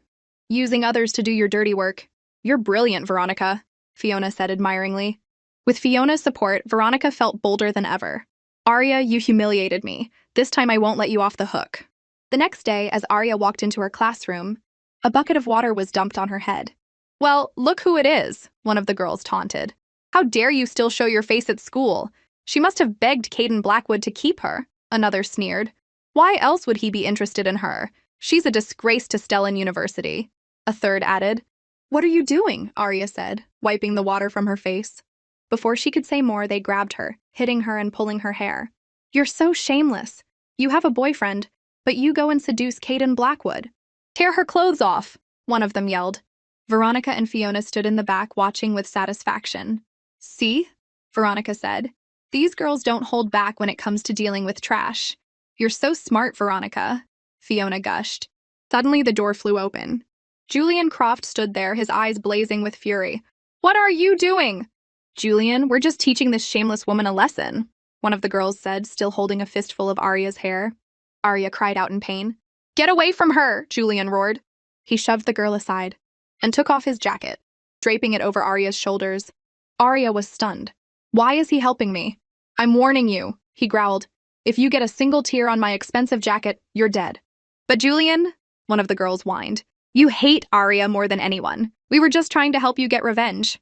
Julian scooped Arya into his arms. That's right, I hate her. But I'm the only one who gets to bully her, no one else. The girls stared at him, dumbfounded. Of course he wouldn't really help me, Arya thought. Put me down, she said. He reluctantly set her on her feet. Julian, Arya is very manipulative, Fiona warned. Be careful she doesn't trick you. Arya threw her wet clothes at Fiona. Shut up. I have a clear conscience. If you keep spreading rumors, I don't care who you are. I'll call the police. She turned and walked away. Julian watched her go. That ungrateful woman. Julian, she's so ungrateful, Veronica said, holding up her phone. She deserved what she got. If the video of her getting her clothes torn off gets online, let's see how arrogant she is then. Julian snatched the phone from her hand and grabbed her by the throat. Did you not understand what I said, Veronica? Julian, what are you doing? She gasped, terrified. Listen to me, he said, his voice dangerously low. Arya is my property. I'm the only one who decides what happens to her. If any of you touch her again, don't blame me for what I do to you. That night in his office, Caden said, So Arya knows about the Havenwood orphanage too? Yes, sir, Leo confirmed. The meal she tricked Veronica Bishop into buying at Miro's was all sent there. Caden's narcissistic side emerged. I've been secretly funding that orphanage for years. That woman is really pulling out all the stops to get close to me. Sir, I think you may be mistaken, Leo said bluntly. Ms. Valerius doesn't seem to be chasing you. If anything, you've been chasing her. What did you say? Caden snapped. Leo fell silent. My stupid mouth. Always telling the truth. Any news from my mother? Caden asked, changing the subject. The spy you spotted has reported back. Mrs. Blackwood should now believe that you're interested in Fiona Valerius. Caden leaned against the wall. Good. It won't be long before my mother approaches Councilman Valerius to discuss the marriage. Let Fiona be Arya's shield. Then my dear stepmother will no longer be a threat to her. And once everything is settled, Arya will be completely mine. In a coffee shop, Eleanor Blackwood said, Councilman Valerius, my son Caden is quite taken with your daughter Fiona. He's even publicly acknowledged her as his fiancée. It seems we'll be family soon. You have a strange sense of humor, Mrs. Blackwood, Fiona's father said. The last time you arranged for them to meet, Caden didn't even show up. That hardly seems like he holds my family in high regard. Oh, it's not that he was against the match, Eleanor said with a practiced laugh. In fact, they've been seeing each other secretly. They even spent the night together. The video was all over the internet. The woman in the video was Fiona? He said, surprised. Yes, it was. Councilman, now that we're about to be family, what about that land deal you promised? The chairman of the Croft Group is your son-in-law. So you want the land to go to them, is that it? He said with a knowing smile. That's practically selling your son. The Croft and Blackwood families are one and the same, Eleanor said coolly. It's best not to pry into matters that don't concern you, Councilman. Very well, he said with a cough. I'll be waiting for you and Mr. Blackwood to come with a formal proposal. The Valerius Villa. The family was celebrating. Fiona, Mrs. Blackwood has already spoken with me, Councilman Valerius said, puffing on a cigar. They'll be here in a few days to formally propose. Dad, is that true? Fiona gasped. Is it really true, dear? Her mother, Sandra, asked, her eyes wide with excitement. It's true. Mrs. Blackwood said Caden is very pleased with you. I knew it, Fiona said, preening. Why else would he have helped me out at the restaurant? He must really like me. My daughter, when you marry into the Blackwood family, you'll be the most respected woman in all of Viridia City, Sandra said, squeezing her daughter's hand. I won't let you down, Mom, Fiona said. Unlike that Arya. She's been suspended from school for her bad behavior. Arya was suspended? Her father asked, a flicker of concern on his face. Yes, Fiona said. She's always seducing other girls' boyfriends. This time, she crossed Veronica Bishop. And that mother of hers is always calling and asking your father for money, Sandra added with a sneer. And that stupid son of hers? Why hasn't he just died already? That's enough, the councilman said, standing up. Don't say such things. What if the staff hears you? He went upstairs. At the university, Arya dragged her suitcase over to Chloe. They're so unfair, Chloe fumed. Not only did they frame you, but they forced you to take a leave of absence. It's okay, Arya said. My mom is in the hospital, so I need to be there for her anyway. Now I can just focus on working. She rummaged through her bag. Can you give this to Alex for me? I want to pay him back so we can be even. If I cut ties with him, maybe Veronica will leave me alone. But she couldn't find the check. Arya screamed in frustration. Chloe rushed over. Don't panic, look again. It's gone, Mr. Evans must have stolen it. When she got home, she found her stepfather yelling at her brother. She rushed to Finn's side. It's okay, Finn. I'll bring Mom home tomorrow. Arya, Mr. Evans said with a sickeningly sweet smile, there's something I need to talk to you about. Did you steal my $1 million check and gamble it away? She demanded. I didn't gamble it, he insisted. I had a loan I needed to pay off. If I didn't, they were going to break my legs. Arya, I've been taking care of your brother. Can't you just get me another $1 million? I've raised you for all these years. You can't just let them break my legs, can you? I'm not a bank, she cried. Where am I supposed to get another $1 million? Just go back to the Gilded Shore one more time, he said with a lecherous grin. I'm sure you can get the money. It's time you started repaying me for raising you. You want me to go back there? Are you even human? You ungrateful brat, he snarled, raising his hand to strike her. How dare you talk back to me? Suddenly, Finn lunged forward, and the slap landed squarely on his face. Finn, are you okay? Arya cried. Her brother began to tremble, his eyes filled with a terrifying rage. He lunged at Mr. Evans, his hands closing around his throat. You're a bad man. You hit my sister. Finn, I'm your father, Mr. Evans choked out, struggling for air. You can't do this. Finn punched him again and again. You're a bad man. I'm going to kill you. Mr. Evans screamed in pain. Calm down, Arya pleaded, terrified. Suddenly, her brother started foaming at the mouth and collapsed to the floor, unconscious. At St. Jude's Hospital, Finn was rushed into the emergency room. Finn, you have to be okay, Arya sobbed. Just then, Caden and Leo stepped out of the elevator.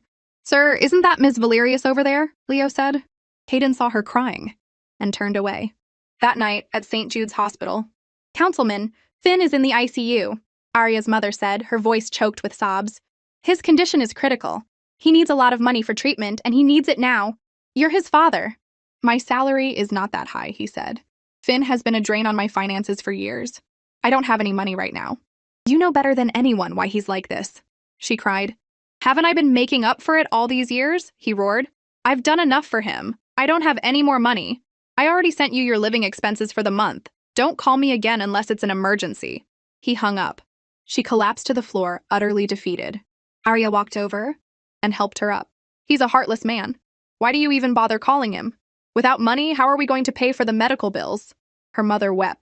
I'll figure something out, Arya said. From a distance, Caden watched them. That Councilman Valerius is a real piece of work, he thought. Sir, Leo said, as you instructed. I've taken care of the medical bills for Ms. Valerius's brother. Good, Caden said, and turned to leave. The Councilman Valerius is such a hypocrite, Leo muttered. He pretends to be so righteous, but he won't even save his own son. He's always been a hypocrite, Caden said coolly.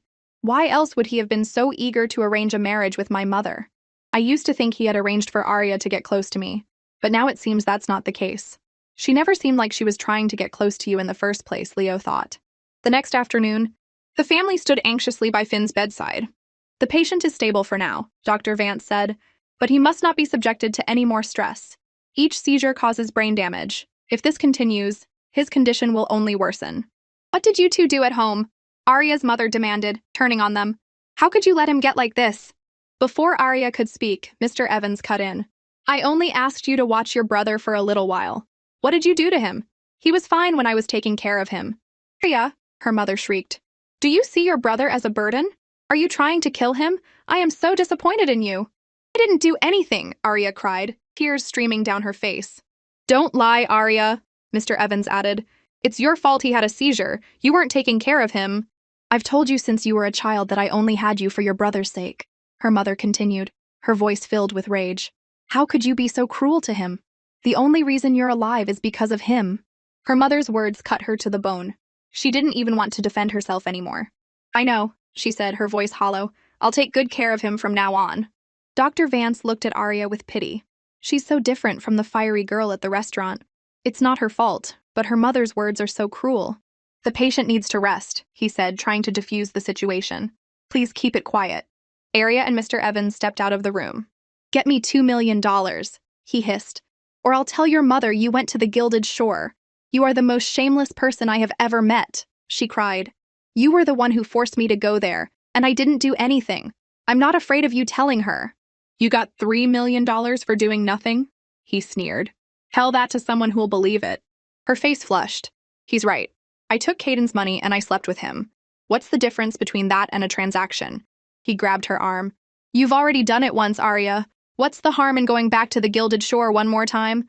I didn't raise you for nothing.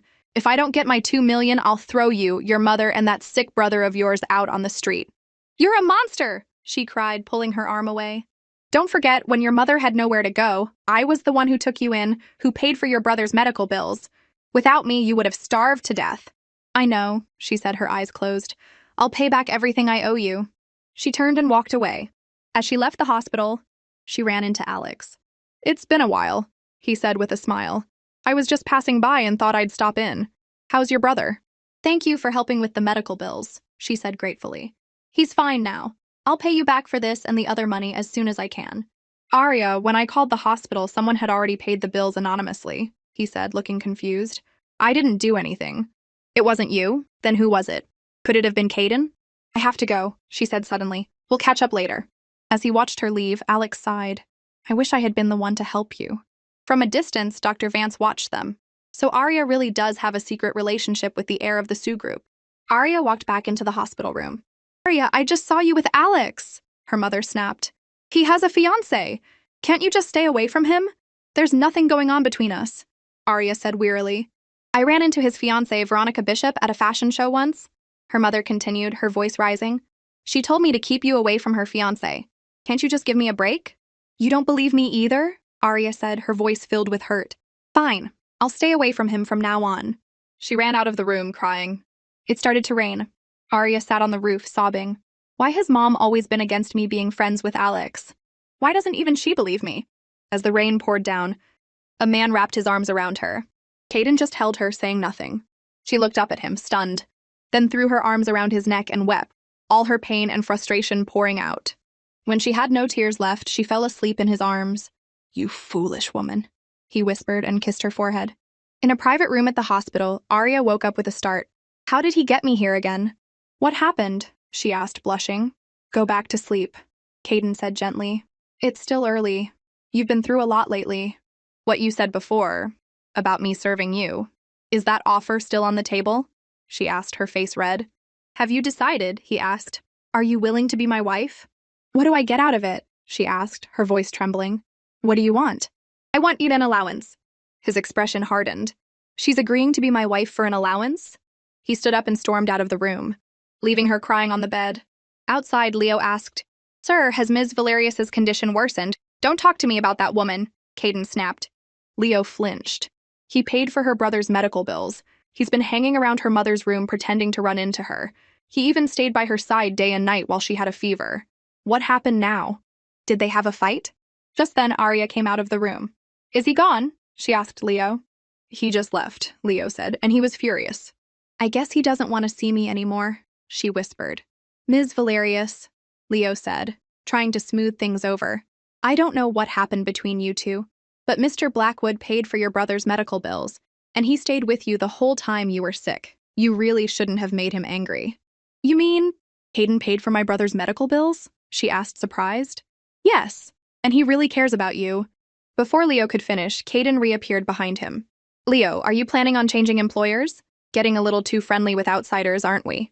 Leo froze, then quickly switched back to loyal puppy mode.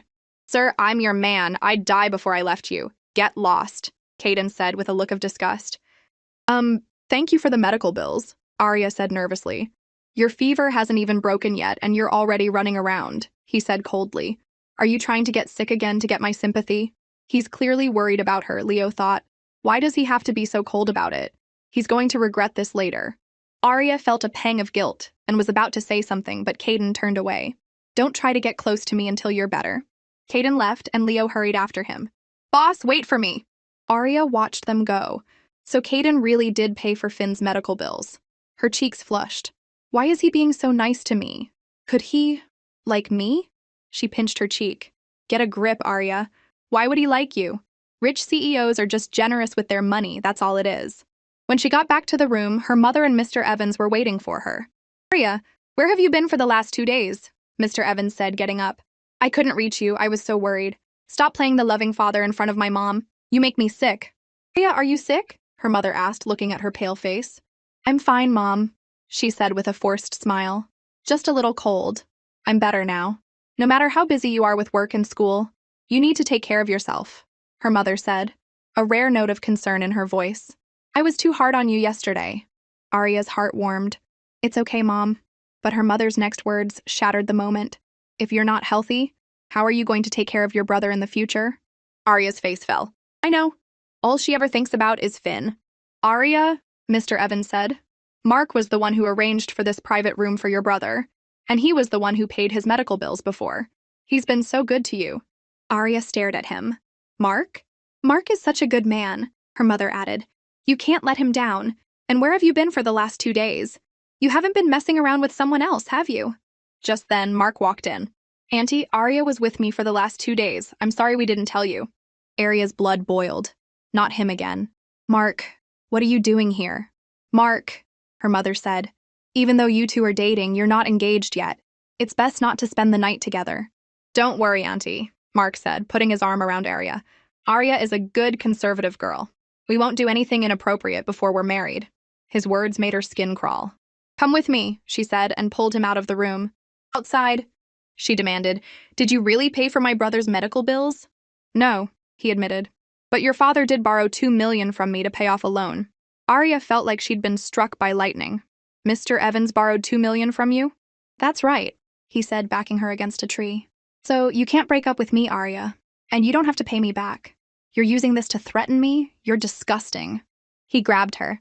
You've misunderstood me, Arya. I really love you. He saw something on her neck and his face darkened. Who have you been with for the last 2 days? It's none of your business, she cried, struggling. Caden, you jerk, you gave me a hickey. Was it Caden Blackwood? He snarled, yanking at her collar. How could you be so shameless, Arya? Everyone at school is saying you climbed into his bed. She pushed him away. You're a monster, Mark. She slapped him hard. You hit me again, he roared. Well hit, an old woman's voice said.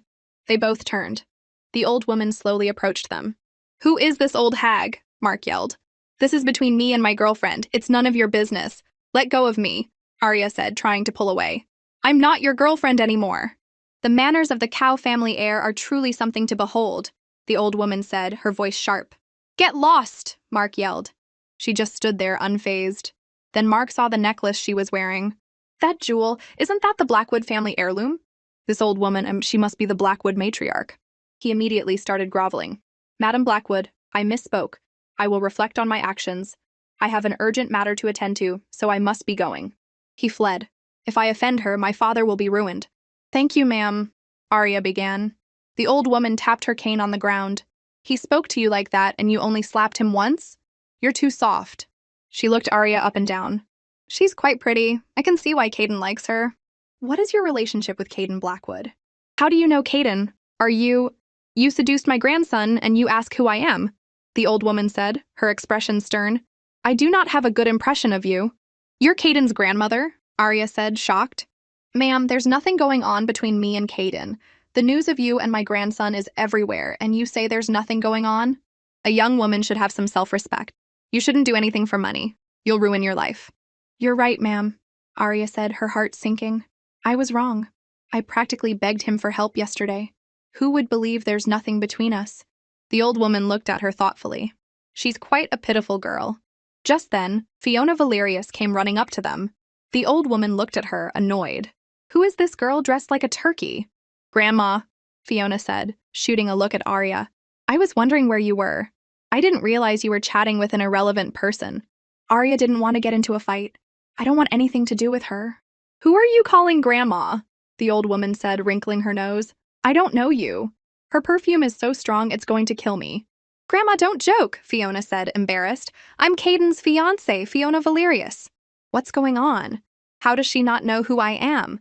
Aria was stunned. Caden has a fiancée? And it's Fiona? Caden's fiancée? The old woman said. You're the councilman's daughter? Yes, yes. My father is the famous councilman. The old woman was unimpressed. She's covered in so much jewelry she looks like a common show-off. Utterly vulgar. She looked back at Aria. This girl is so much more refined. Grandma, it's chilly out here. Let's go back to your room, Fiona said, taking the old woman's arm. Let go of me, the old woman said, covering her nose. Your smell is unbearable. It is? My perfume smells wonderful. Maybe I didn't put enough on. Fiona started spraying herself with more perfume. Are you trying to kill me? The old woman cried. Aria covered her nose. Fiona's stupidity is truly astounding. I'm going to suffocate, the old woman said. This girl is a menace. She turned to Aria. What are you waiting for? Help me. Young people these days have no manners. Aria rushed to her side. Grandma, I thought you didn't like me. I still don't, the old woman said haughtily. As they walked away, Fiona hurried after them. Grandma, wait for me! She tripped on a stone and fell flat on her face. Is that a crazy turkey? A passerby laughed. Fiona was covered in dirt. Aria Valerius, you ruined everything. From his window, Caden had seen everything. That cow family heir. If he ever comes near Aria again, break his other arm, he told Leo. Then his narcissism returned. I can't believe that woman Aria is now trying to get to me through my grandmother. It was a coincidence, Leo thought. But he knew better than to say it out loud. In the hospital, Aria changed into a light blue princess dress, looking stunningly pure and beautiful. Don't get any ideas, the old woman said from her bed, her tone haughty. Your wrinkled clothes were just bothering me. But she thought, Caden certainly has good taste. The girl is beautiful. Just then, Caden walked in, and Aria tensed up. He glanced at Aria, then turned to his grandmother. How are you feeling today? I'm fine, dear. But you look exhausted. I've been up late the last few nights, he said with a sigh. What does he mean, up late? Aria thought, annoyed. Is he trying to imply that I'm the one keeping him up? No matter how busy you are with work, you need to take care of yourself, his grandmother said. I will, Grandma. Feeling like an intruder, Aria quietly slipped out of the room. She went to the roof. Caden told me to wait for him, that he wanted to marry me, but he has a fiancé. The more she thought about it, the more her heart ached and she began to cry. Was I just a game to him? Suddenly, Caden was there, grabbing her hand. He had been about to demand why she was getting close to his grandmother, but then he saw she was crying. You stupid woman, why are you crying? It's none of your business, she said, trying to hide her face. He pulled her into a fierce kiss. Don't forget, you're my woman. Everything about you belongs to me, including your tears. You are not allowed to cry without my permission. She pushed him away. You have a fiancé. What are you doing? She punched him weakly in the chest. He smiled, a flicker of pleasure in his eyes. He gently touched her face. Are you jealous, little thing? No, I don't care who you're engaged to, she snapped. He kissed her again. You're such a bad liar. Why can't you just be honest? Tears streamed down her face. You always bully me. Silly girl, he said, his voice soft. I would never hurt you. He pulled her into his arms. If you're not jealous, why are you crying? In your eyes, am I just some dirty woman you can buy with money? She asked, her voice trembling. Yes, he said coldly. His words were like a knife to her heart. So that's all I am to him. You're the only one who is qualified to make a deal with me, he added. What are you talking about? I don't understand. He held her face in his hands. Aria Valerius, all you need to remember is that you are my future wife. Nothing else matters. There's only one thing you need to do. What's that? He leaned in and kissed her. You just need to take care of me. I'll handle everything else. She melted into his embrace. This is just a transaction, so why am I falling for him? The next afternoon, Aria lay on her bed, her thoughts in a jumble. He told me to wait for him, but he's engaged to someone else. She remembered his words. Aria, you're the only one I want. Don't worry about anyone or anything else. A loud clap of thunder startled her. She looked out the window. A storm was rolling in. Lightning flashed across the sky. I wonder if Caden is scared, she thought, then immediately scolded herself. Why should I worry about that monster? The next day, the two families met to discuss the engagement. Caden was devastatingly handsome, and Fiona couldn't take her eyes off him. That's my future husband, he's so handsome. Caden, dear, Eleanor said, taking Fiona's hand. Look how beautiful Fiona is. She's so elegant and refined, and she's so good to your grandmother. I'm very pleased with her. Yes, I have a very vivid memory of the councilman's daughter's elegance and refinement, the old woman said dryly. Sandra, Fiona's mother, beamed, thinking it was a compliment.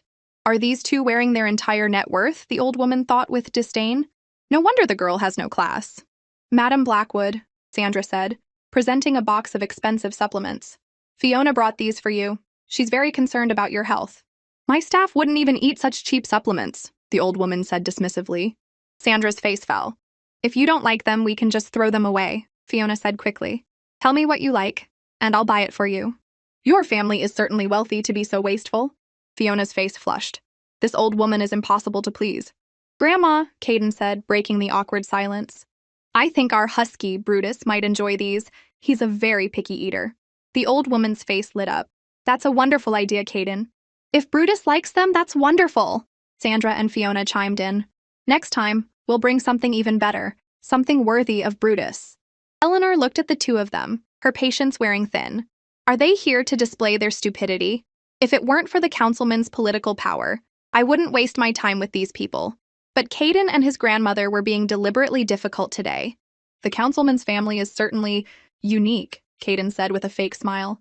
My grandson is so savage, the old woman thought, amused. He clearly doesn't like this girl. Mr. Blackwood, are you complimenting me? Fiona asked, blushing. Fiona is just a little shy in front of Caden, Eleanor said, trying to smooth things over. We'll all be one big family soon. This idiot Fiona can't even tell he's mocking her. Just then, Arya walked by in a maid's uniform. Caden saw her and shot to his feet, rushing after her. Caden, where are you going? Eleanor demanded. But he was already gone. Mother, what was that all about? Eleanor complained to the old woman. Isn't it obvious? She retorted. Or has spending time with these two morons affected your intelligence? She stood up and left. Mrs. Blackwood, Sandra asked, bewildered, is the engagement on or off? Aunt Eleanor, Caden agreed, right? Fiona asked, her eyes filled with tears. Look at how you two are dressed, Eleanor finally snapped. Utterly vulgar, you're a disgrace. She stormed out, leaving them in stunned silence. I have to marry Caden Blackwood, Fiona wailed. I'll die if I don't. Don't worry, dear, her mother soothed. So what if the Blackwoods look down on us? Eleanor still needs your father's political influence. This marriage is happening. Outside, Leo asked, so how did it go? Are you as smart as Brutus the Husky? Caden grumbled. Why would I be interested in Fiona? Hey, Brutus can't do your paperwork, Leo thought. A little while later, Arya stood by the door, exhausted, replaying the scene in her mind. Just then, Caden came up behind her. Arya, I told you to wait for me. What are you doing here? Weren't you in there discussing your engagement? He ignored her question and took her hand. Why are you dressed like this? I'm just working a part-time job, she said, blushing. We're leaving, he said, pulling her along. Caden Blackwood's woman does not need to work jobs like this. I know, she said, her face red. In the elevator lobby, Caden asked, what's going on? The elevator is broken, sir, Leo explained. They're working on it now. You mean I have to wait here? Caden said, annoyed. My apologies, Mr. Blackwood, the manager said, rushing over. We're repairing it as quickly as we can. We could take the stairs, Arya suggested. Absolutely not, Leo cried. This is the 18th floor. Mr. Blackwood can't take the stairs. Caden put his arm around Arya. Let's go. Leo stared after them, stunned. The power of love is truly amazing. Caden Blackwood is taking the stairs. As they walked down, Arya said, I saw you with Fiona and her mother today, he said noncommittally. His lack of denial made her heart ache. She was so lost in thought that she missed a step and tumbled forward. Caden caught her, but she still twisted her ankle. You foolish woman, he grumbled. Can't you even walk down a flight of stairs without getting distracted? He crouched down. Get on. I'll carry you. I'm fine, she said quickly. He grabbed her leg. Women are so much trouble. On his back, she felt a wave of security wash over her. Why won't he just explain what's going on? Is he really going to marry Fiona? Back at the Dragon's Point, he set her on the bed. You're quitting that job tomorrow. I need the money, she said, blushing. I'll take care of you from now on, he said, and kissed her. The next morning, Arya woke up and looked at Caden, who was still asleep. He's so domineering when he's awake, but so peaceful when he's sleeping. She reached out and gently touched his face. He's much cuter like this. Suddenly, his eyes opened. Getting handsy with me first thing in the morning? He said, his voice husky. What are you planning to do to me? She snatched her hand back, blushing. You don't have much to offer besides your good looks. He pulled her into a kiss, and they spent a sweet morning together. At the hospital, Arya and her mother watched Finn. Have you been fighting with Mark again? Her mother asked, stroking Arya's hair. I like him, Arya. He has a good heart. He would be good to you. We're not a good match, Mom. Please don't talk about him anymore. If you marry into a wealthy family like his, your brother's medical bills and living expenses will be taken care of for the rest of his life, her mother snapped. So you sent me to Stellan University just so I could marry a rich man? Arya said, her voice filled with despair. How is that any different from selling me? I'm just trying to make your life easier. I don't want you to be burdened with taking care of your brother. I want you and Mark to get married as soon as you graduate. I won't do it, Arya cried, and ran out of the room. Dr. Vance was standing right outside the door. He looked at her with disdain. Since you're Caden's woman, you should probably keep your distance from your ex-boyfriend. My relationship with Caden is none of your business, Dr. Vance, she retorted. I'm just giving you some friendly advice. It's a pity when a young woman is forced into a difficult situation, but that's no excuse for immoral behavior. Well, well, if it isn't Arya Valerius, a voice sneered from down the hall. Can't you even be in a hospital without seducing a man? You're such a flirt. It was Fiona. You're really something, Arya. You're even hitting on the doctors here. She turned to Dr. Vance. Do you know what kind of person she is? She's been with more men than there are patients in this hospital. Arya slapped her. Shut your filthy mouth. Stop spreading lies. Bitch, Fiona shrieked. How dare you hit me? I'm Caden Blackwood's fiancé. I'm going to kill you. Dr. Vance stepped in front of Arya. Miss Valerius, as the mayor's daughter, don't you think this kind of behavior is beneath you? Who do you think you are lecturing me? Fiona yelled, and lunged at Arya. Dr. Vance shielded Arya as Fiona continued to scream at them. Where is Caden? He thought, his head starting to ache. What are you doing? A low voice said from behind them. Fiona froze. They both turned to see Caden standing there. The girl, knowing the man she liked was engaged, decided to let him go. That evening, Eleanor sat at home flipping through a magazine. She gasped. The headline read, Caden Blackwood and Mayor's daughter Fiona Valerius to announce engagement. A smile spread across her face. I was just wondering how I was going to convince the old woman, and Caden goes and does this himself. She called the councilman. Have you seen the news? I think it's time we met again. Mrs. Blackwood, he said, his voice filled with glee, will be one big happy family soon. In the hospital garden, Arya stared at the news on her phone, her heart breaking. So he's really going to marry Fiona? Why did he lie to me? Tears streamed down her face. She looked at the picture of him on her phone. My relationship with him was never meant to see the light of day. From now on, we're finished. She was wiping her eyes when Chloe found her. Arya, there you are. What are you doing here so late? Arya asked with a weak smile. I saw the news about Caden and Fiona. I was worried about you. There's nothing between us, Arya said, trying to sound convincing. Don't lie to me, Arya. If there's nothing between you, why are you crying? Arya threw her arms around Chloe and sobbed. My heart hurts so much. I don't know what we are. I don't know why I keep holding on. Are you in love with him? Chloe asked gently. Arya's tears fell faster. Am I in love with him? Just then, a car screeched to a halt beside them. Dr. Vance stumbled out, drunk. Arya Valerius, he slurred. Aren't you Finn's doctor? Chloe said, disgusted. You're a mess. You don't look like a doctor at all. Doctors can't drink? He retorted, staggering toward her. Caden's getting married. I'm sad. Can't I have a drink? Chloe, both annoyed and a little scared, shoved him, and he collapsed to the ground unconscious. Did I kill him? She gasped. Arya checked his pulse. He's just passed out. At the hospital, Chloe and Arya were out of breath. This guy is so heavy, Chloe complained. Tell me about it. Suddenly, a figure blocked their path. It was Caden. Good, you're here, Arya said coolly. He's your friend. Take him home. Caden saw Dr. Vance's arm draped over Arya's shoulder, and his jealousy flared. How dare she be so close to another man?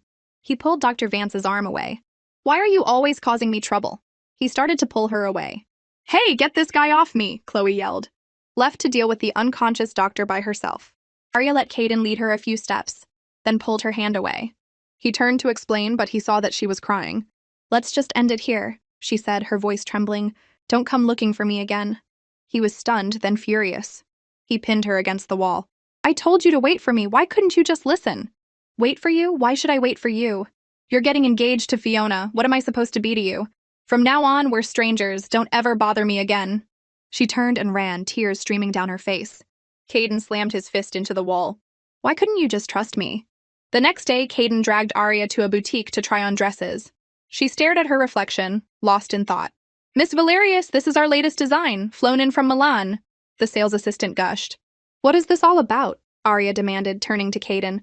You're a Valerius, you have to attend my engagement party, he said, a smirk on his face. He walked over to her and gently touched her cheek. You are my woman, after all. I can't have you showing up looking shabby. Don't worry, she snapped. I'll be sure to look my absolute best for your engagement party. You'd better, he said, his voice serious. In the dressing room, she couldn't hold back her tears. That liar. He's engaged to Fiona and he still tells me to wait for him. She remembered what Chloe had said. Maybe I really am in love with him. Outside, Caden smiled to himself. Just a little longer, Arya, and you can be mine officially. Sir, Leo whispered. What about Miss Fiona's dress? Just grab whatever, Caden said dismissively. The difference in treatment is staggering, Leo thought. As he was leaving, he ran into his nephew Julian. Congratulations on your engagement, Uncle, Julian said with a smirk. I thought you might be engaged to someone else, but it turns out it's just Fiona Valerius. Caden started to walk away, then stopped. I hear you've been bullying a student at your school. A girl with the last name Valerius? He leaned in close. She's my woman. You'd better back off. He walked away, leaving Julian fuming. Let's see what kind of show you put on at your engagement party, he thought. The next day at the engagement party, Caden helped Arya out of the car. She looked at the lavish decorations. So, the day has finally come. Caden came up behind her. He was thrilled to see how beautiful she looked. After today, we can finally be together. Openly. Inside, a guest congratulated Councilman Valerius. Congratulations on landing such a wealthy son-in-law. Your future is bright. The councilman and his wife beamed. Fiona made her grand entrance in a blue and white gown, and the other socialites flocked to her. Fiona, you look stunning. You're positively glowing with wealth. Where is Caden? She whispered, starting to get nervous. Don't worry, dear. It's not time yet. In the VIP room, Arya stared out the window. Caden walked in. Shouldn't you be with your fiancé? What are you doing here? He could see she was upset. He gently touched her face. The dress is nice, but your hair and makeup are a little plain. We should change it. What are you talking about? He left without another word. A moment later, Leo walked in with two makeup artists. Leo, what's going on? Mr. Blackwood wants you to look absolutely stunning, he said, and instructed the artists to get to work. Arya sat in front of the mirror, completely bewildered. What is he planning? At the party, two socialites were whispering.